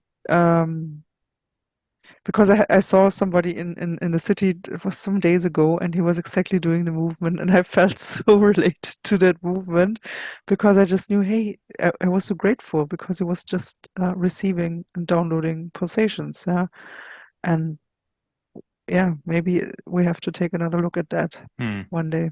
Mm. If somebody in your family, if they got a psychosis, how would you deal with that? That's a good question if you don't have anybody in your family that has it. Yeah, so it's like, what if, this what if questions are a little bit, I don't know how I would deal with that. No idea. Because since it did not happen yet, I cannot say how I would deal with it. Mm. Would you ask for guidance? Would you try to? No, No. because of psychosis, they are already in the field. Yeah, let's say it that way. Yeah, they're already not. Why not? Maybe it's possible, but I would only do that with family members as an experiment. Yeah, I would not do it with somebody else. Mm. Yeah, like bringing them back. If they don't choose to come back, it's the same with the healing. It might be hard, yeah. And also for us, for the members to go into this acceptance that it's that where they want to go, yeah. I mean, I have a lot of people ultimately that say they don't feel home here, yeah. And I'm like, yeah, but you're still here and you have to do your job here. So that's Mm. what I'm trying to tell them, yeah. And some use also illnesses like psychosis to zoom out. Mm. Yeah. Did you ever have people come to your sessions who have had some kind of? I don't accept them. I mean, that's on my. I have a sheet where it says that you cannot come to my class if you have suffer from psychosis. Depressions is okay. We even had a lot of success with people with depressions. So Mhm. depressions is okay. Um, uh, Schizophrenia is not okay. Borderline is also problematic. Yeah, because it's what they are. They are borderliners. Yeah. So and it's also in order to protect a little bit my facilitators, because they are not therapists, or some of them are, but not everybody is a trauma therapist. Yeah, so we have everything in our group. We have trauma therapists. We have big Mhm. medit everything. Yeah, but anyways, I say, hey, leave that work first to a trauma therapist, to somebody. Yeah, Mhm. Mm. maybe they need more embodiment. Maybe that's better for them than anything else. Mm. So yeah, no. So, I mean, from the way you explain it, connecting people to their blueprint and source. If somebody has like a psychosis or something, why wouldn't they Yeah, that's why I have was benefit? saying, I was saying I would try it, but it's also the same. They are already zoomed out so much that they don't. The connection to Mm, here is missing. Yeah, it's not the mm. connection up there. It's the connection here is missing. Yeah, yeah, yeah. Hmm. You don't have. Do you Yeah. ever like differentiate between what a person needs and what you want? Again, I did. What did you ask? If I get? Do you ever differentiate between, Uh, okay, this is what I want, but this is what this person needs?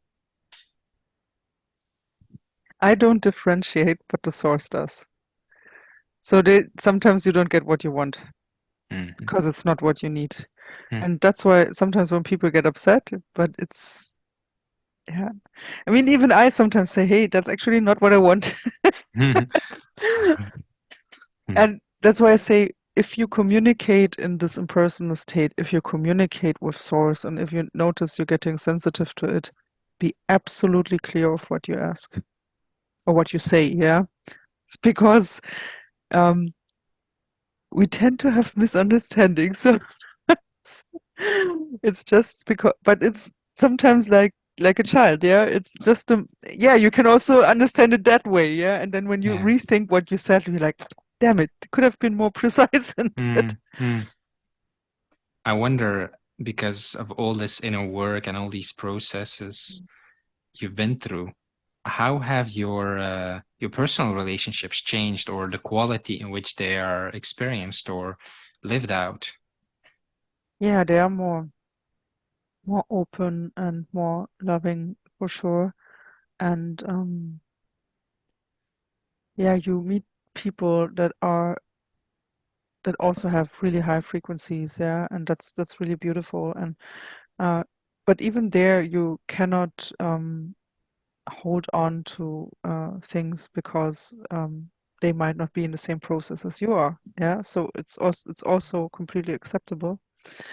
But the people I get to know and that come closer to my field, yeah, they already dive really deep. Yeah, I don't say that I need somebody spiritual at my side because Mm, my last boyfriend I had, he was not spiritual, but nonetheless, when he was sleeping at night, his body was nearly constantly moving. Yeah, so something was constantly working through him. Yeah. mm, And it changed him also in the time we were together, yeah. And without me doing anything, I did not do sessions on him or so, yeah, because he did not want it. But anyways, being with somebody like this, like whatever I am, you know, makes something also to your system, yeah. I yeah. cannot just switch it off. How do you ever do consciously try to raise your frequency, or what are some ways to raise your frequency? Um, I don't do it consciously because just because I say I already do enough in that thing. So I rather try to stay grounded and everything. But if you want Mm, to raise your frequency, uh, be surrounded by positive people that have a high frequency. Talk to your water. That is Masuro Emoto's teachings about how water responds to certain emotions is actually something we should really use on a daily basis. So yeah, talk to your water, have plants around you, go into nature, raise your frequency being in nature. mm, Yeah, connecting to the other kingdoms, animal kingdom and yeah. whatever. And that already does a lot. And then if you need a little bit more, then go into meditation or something, or do some practices that help you to go through that. Yeah, that's also helpful. Do you think that there's like a grand plan for all of us, like creating heaven on earth or redeeming karma or Bruce Lipton talked about that. Actually, we should have heaven on earth, but we're still stuck in these patterns because stories that we're telling us. Yeah, I mean it's the same with genetics. Everyone says, "Oh, um, I have this because of genetics." Only 5 diseases worldwide are really genetic diseases. Yeah, so that's an excuse. It's a story, yeah. And if we stop telling stories, maybe we get heaven on earth, yeah. And then all this, yeah,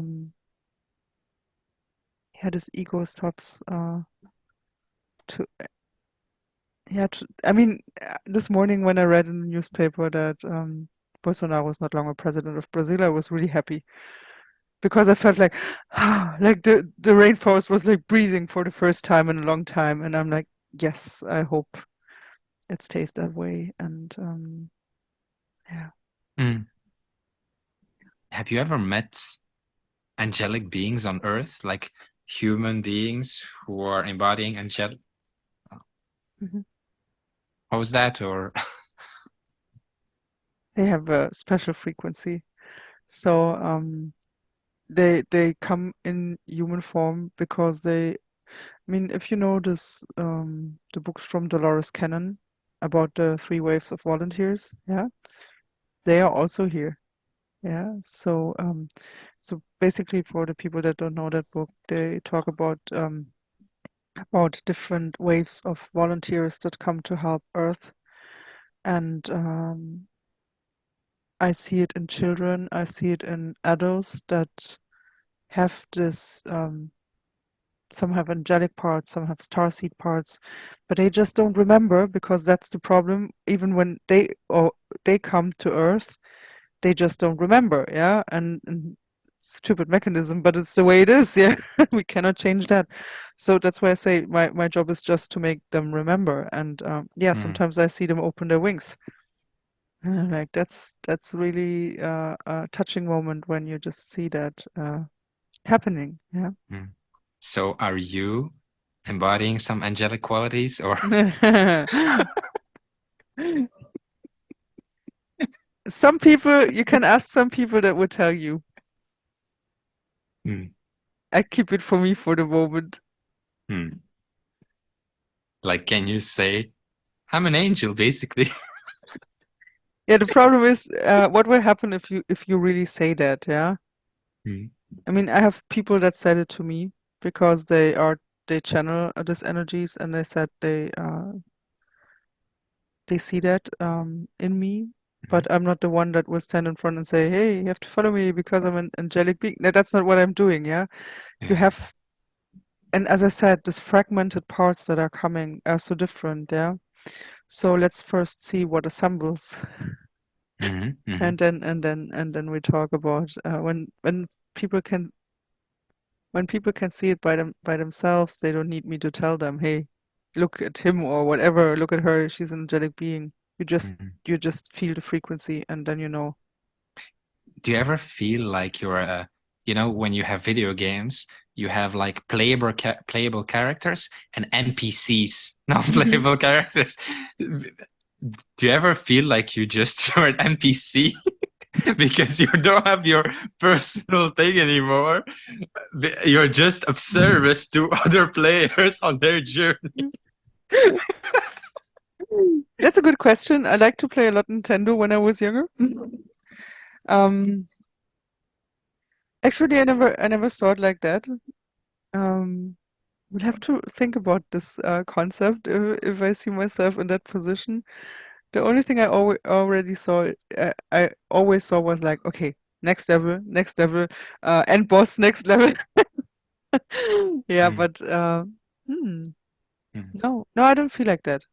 I don't feel like mm. that. I still get granted some private time, so I'm okay with that. Yeah. What would you tell 20-year-old Heidi if you can phone her or contact her? What would I tell her? It's worth it. Everything's worth it. Just go through it. Doesn't Mm, matter what happened, and also all the stories you had, but it's worth it. And it had to go that way. mm. Mm. Is there anything you regret? No, no, I don't regret anything. Mm. Is there anything you wish you had done earlier or learned earlier? No, it just came on time. Mm. Mm. There wasn't time there before. What's like your biggest life lesson?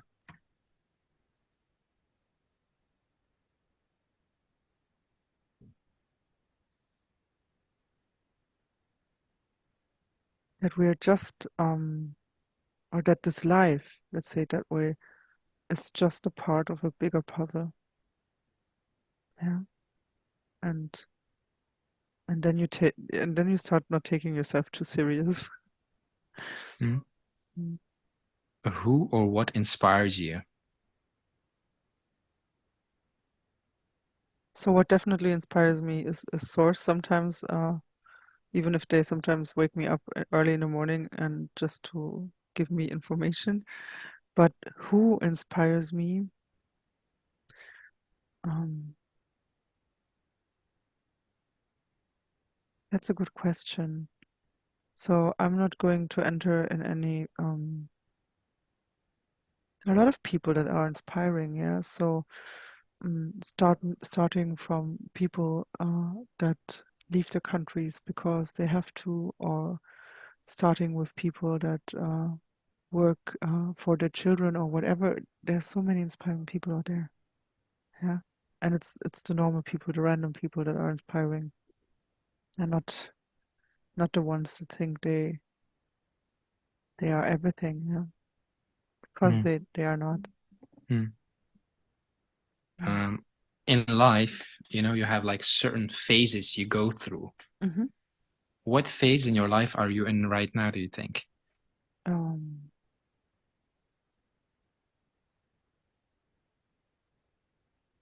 that, I mean, what phase? How do you want to name them?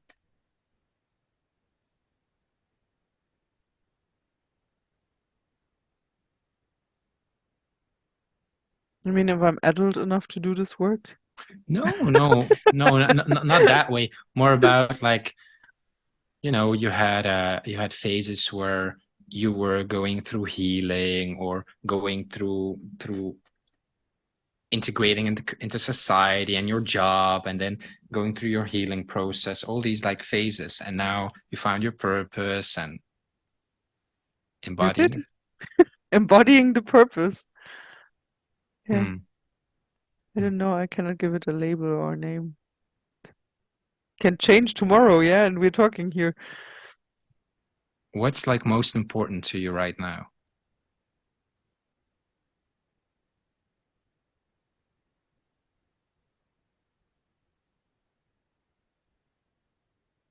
There's nothing really important.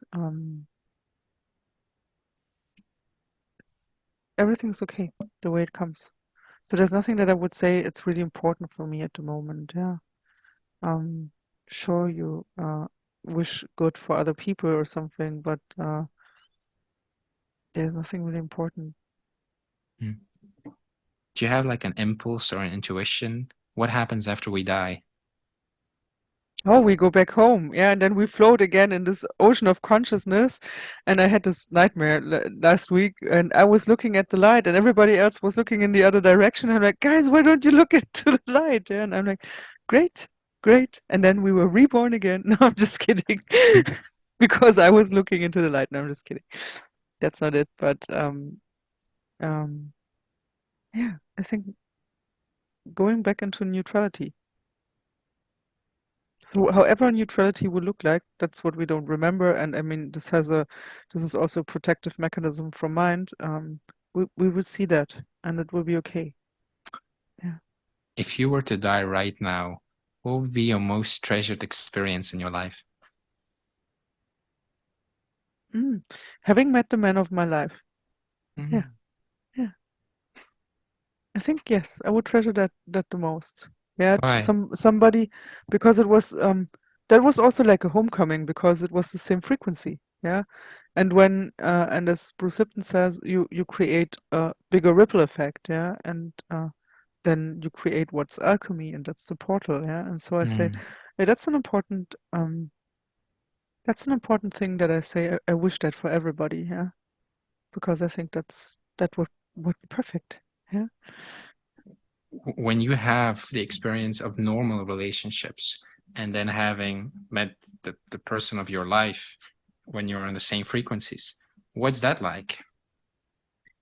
Um, so let me say the thing that is actually not a person of this lifetime, yeah, it's a person of coming from the beginning. So we come from the same the same dot or something, and then it's like, whoa, why do I know you so long? Yeah, and in the beginning, it's a little bit weird because you think everything is so the same. Yeah, there is not you don't have to go into compromises or anything. Yeah, and it's just okay the way it is. You are just okay the way it is. The person is just okay the way it is. That's wholeness. Yeah, and that's actually what a divine union is. Yeah, and yeah, so I really hope that a lot of people can find that. Yeah, Does everybody have that? actually, yes. Yeah, actually, yes. But it's the thing is about again about listening. Yeah, do you hear the calling? Do you hear the frequency? Hmm. Do you think people can manifest that, or does it spontaneously come together when both people are on their life purpose kind of thing? It comes together when it's time. So the thing is about search. I mean, when you search a partner or something, it doesn't work. Yeah. So the thing comes when the thing comes when it has to come, and even. But I don't say that any other partnership is not worth. Yeah. The thing is, you get the partnerships that are necessary for your progress in order to learn. So they also have their purpose. Yeah. Hmm. But maybe it's not the divine union. Hmm. Yeah. And sometimes you also feel that it's not it. Yeah. And even then, it's not about going out because the union will find you in a way that's uh, normally it's not the right moment, Hmm. and but then it happens, yeah, and that's okay. How do you know? How do you recognize that it's that kind of meeting? Uh, it's a vibrational pattern you feel. Yeah, it's not about this not this feeling when you fall in love in the beginning. That's different. Yeah, it's hard to describe from an emotional level. It's just completely familiar. It's as if you would know that, yeah, as if it is you. Yeah, it's not somebody else. There's no difference between Hmm. you and the other person. It's just the same somehow. Yeah, might be Did, boring for some people. did you also experience some challenges in that kind of dynamic? Yes, if the other person is not in the right place. So what Yeah, kind of challenges can then emerge? yeah, then they have to go through their process, and you have to step back and let them do their process. And then the thing always is that you have to think about, is this the right lifetime? Yeah, or is it maybe not this one? Maybe it's in the next one or something, yeah, or in the field again. Yeah, I don't act that's a point I can answer because we never know that, but to be okay with that too. What's the purpose of that kind of meeting, if it does come? Actually, the purpose is to create the union and the portal. Yeah. The portal. Yeah, it's like every union is really like a frequency portal, brings in more energy, more frequency. But the thing is, for whatever reason, it's not happening. Yeah, then you can't do anything about it. Hmm. But you know it's there, but you can't do anything about it. Then it's okay. You have to go into acceptance too. Hmm. So if it's not happening, it's not like you necessarily have to ask your guides or No, God for help in this no, matter. no, no, no. I don't. I would never do that. So it's like um, either it happens or it doesn't happen, and that's okay. It's just to show you what the frequency is that you need. Also, maybe I mean, the, hypothetically speaking, maybe you can find the same or a similar frequency in somebody else. Yeah, you don't know that. We don't know that. Hmm. So it's that's why I say if the field shows you that, it has a reason to Hmm. show it to show that to you or to make your process in a different way or something. So it's just about accepting it and waiting. How long in your process of embodying your purpose were you before you met?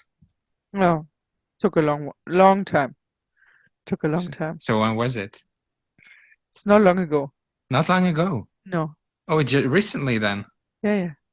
Wow. So you see, it took. That's why I say, guys, be patient. Yeah, it takes time. Okay.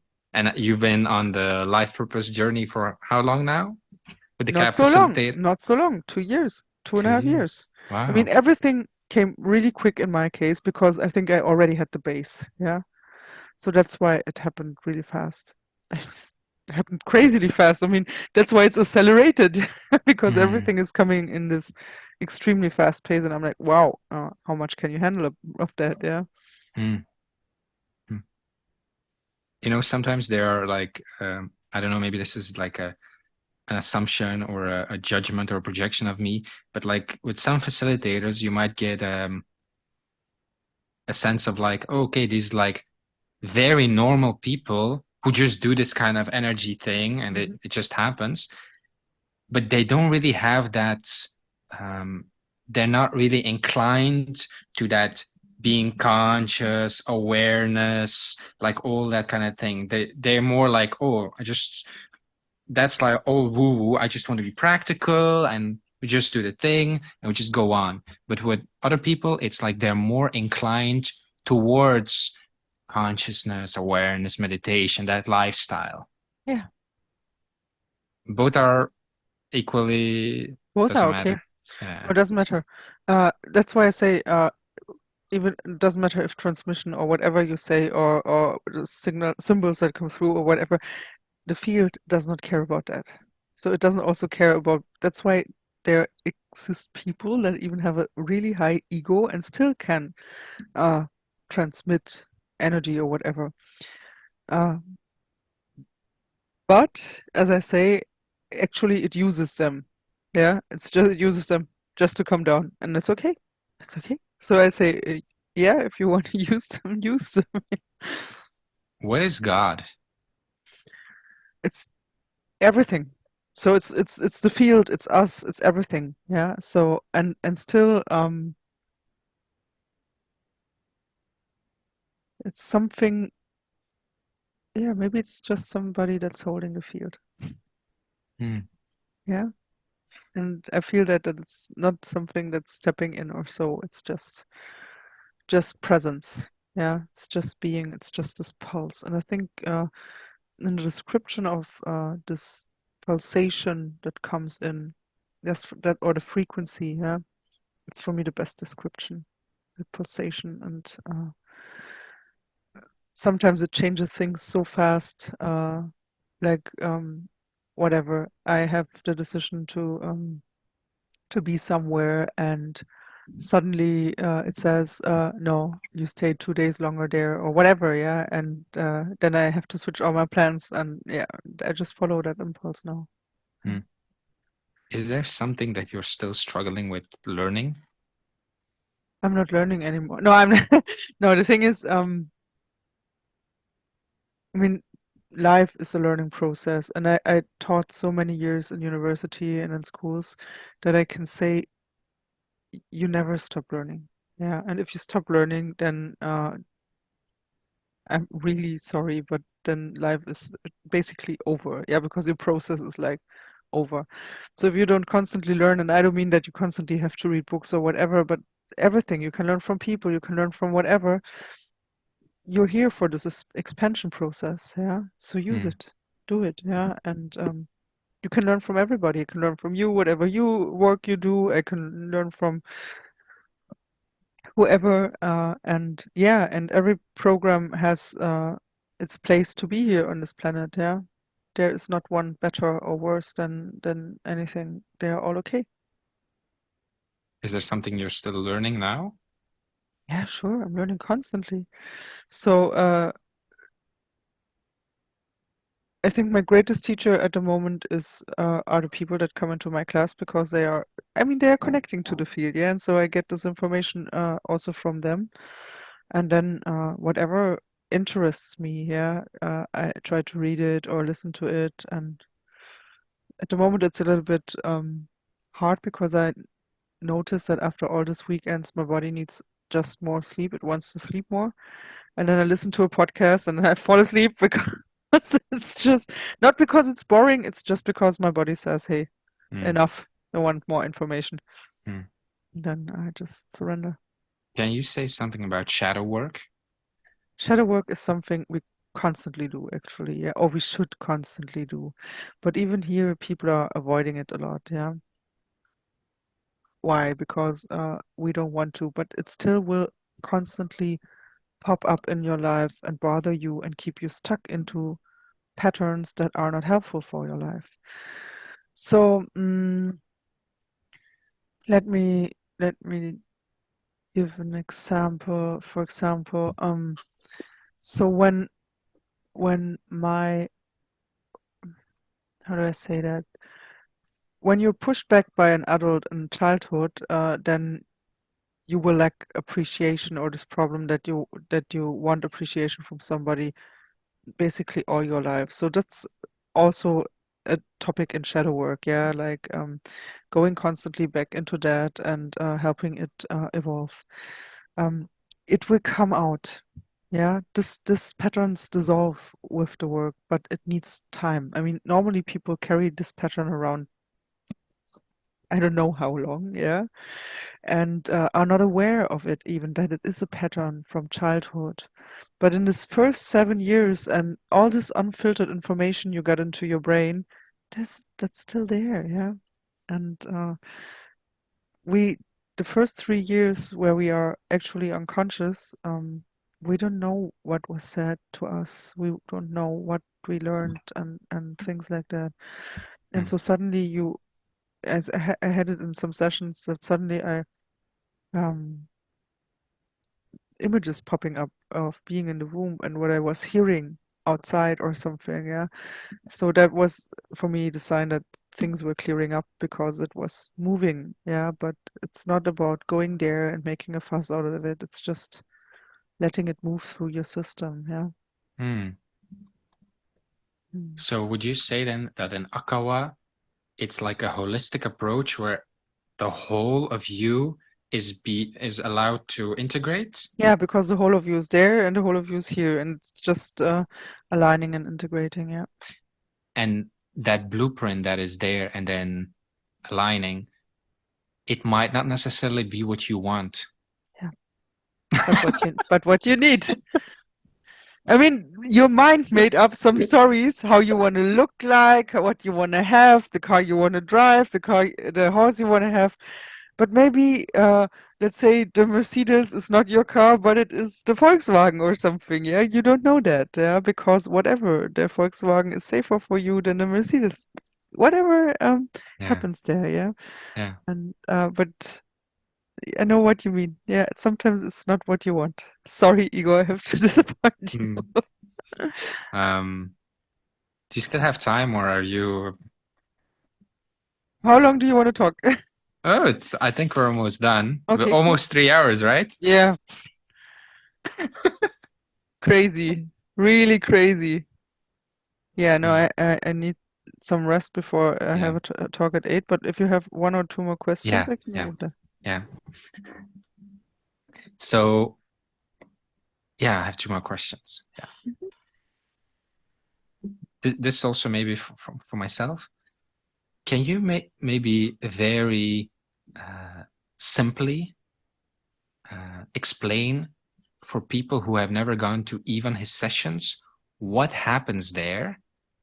Uh, very like, yeah, practically. Okay, very practically.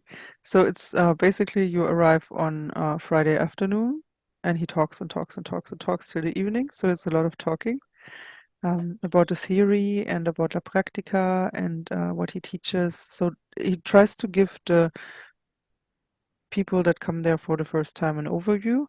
That's not so easy because it's really tough theoretical part sometimes, yeah. And then the second day and third day, he also talks, but he mixes it with work in the field. So basically, sometimes it's like some people say it reminds them a little bit of family constellations, but it goes way above that. Yeah. So let me give an example. For one time, there was a elderly woman, and she said she had knee problems, and Then he told her that it wasn't about her niece, it was about her mother. So he put her in this family constellation thing that he put another woman in front of her. They were talking. I don't know what they were talking because normally you don't even understand what they talk in the middle because the room is so big, but you feel what is going on is doing something with you. So it's working on the entire group. And then he said, while they were talking, and he called me and said, "You just lay behind her on your back and you just stay there." Okay, I stayed there. He turned her around towards me and then he pointed with the finger to me and said to her, "You have a secret." And in the moment he said, "You have a secret," I already noticed, oh, something really big is coming. Yeah, and I cannot control it. And she said, "No, no, I don't have a secret." I knew exactly she was lying. That was it was the bad thing. And then he pointed again towards me and then he said, "You killed her." In the moment he spoke the words, and that's why I say it's indescribable. My whole body felt this pain and it released in a scream. I normally never scream, but it had to come out. That even the people standing outside said they got goosebumps because it was so terrifying. So she had an abortion and she never told anybody in her life. And it was a baby girl. Mm. And this all this thing of this girl went through me. And not only that, but also of all the others in the room, yeah. So basically he releases he makes also fast releases of the field, let's say it that way, that are necessary, yeah, for Mm. change, for shift, and that's not the only thing.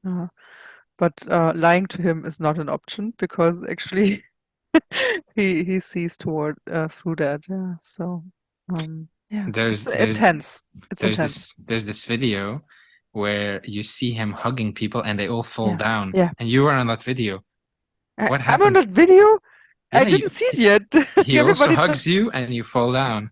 Yeah, so basically what's I get so fast into the impersonal state that yeah, the body just says, "Okay, gone." Are you sure I'm on that video? I didn't see it. I have to check. Yeah. But it's like that. It just works through and sleep. W- Yeah, not You sleep, but you're do you aware. black out or No, do you? you're conscious, but in a different sense. It's like a part of you is still conscious, but the other part is so connected that it takes over, yeah. And what basically happens is your body goes down in order to restructure on a biological level, yeah. So sometimes the only thing that happens is you lay on the floor and does its thing, or it moves or whatever, yeah, or it falls, yeah, can also happen, just to restructure because it needs a biological restructuring. What do you mean with restructure or like? So your biological system, if you don't see it in this closed way that it's only your physical body, but it's much more than your physical body, uh, it's the same with the blueprint, has to realign sometimes, yeah, or because it has a disorder or whatever. And sometimes um he sees that up front that he says, "Oh, if we don't restructure that now, for example, something can happen in your body that you don't want to have, like whatever, yeah." And then comes the restructuring, and then yeah, Hmm, it's okay. okay, okay, but when like for instance with that woman with her Hmm. knee, that Hmm. thing, is it then when people come there, are they like seeking expansion of awareness, or it's also just for physical things It's and different things. Some come for spiritual things, some come for physical things, and yeah, overall the experience being there the 3 days is really profound.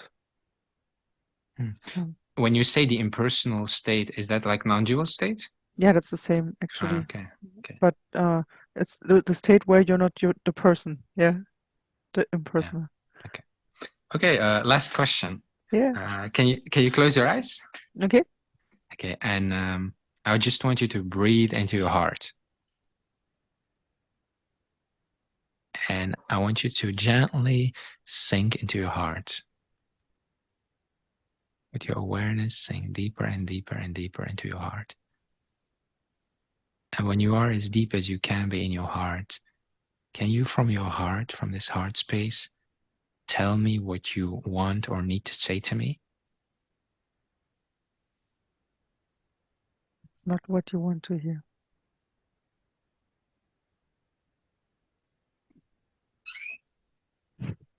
You can say it.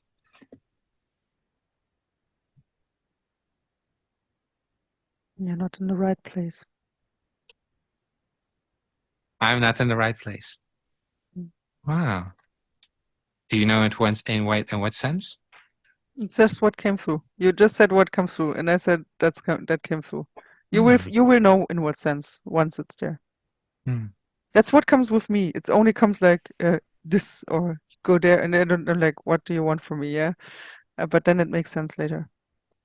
Okay. Yeah, thank you very much. It was very nice to talk to you. Yeah, sure. You're welcome. Yeah, so enjoy your evening and yeah, take a break before we have a Ivan call. Thank you so much. Yeah, have a beautiful evening.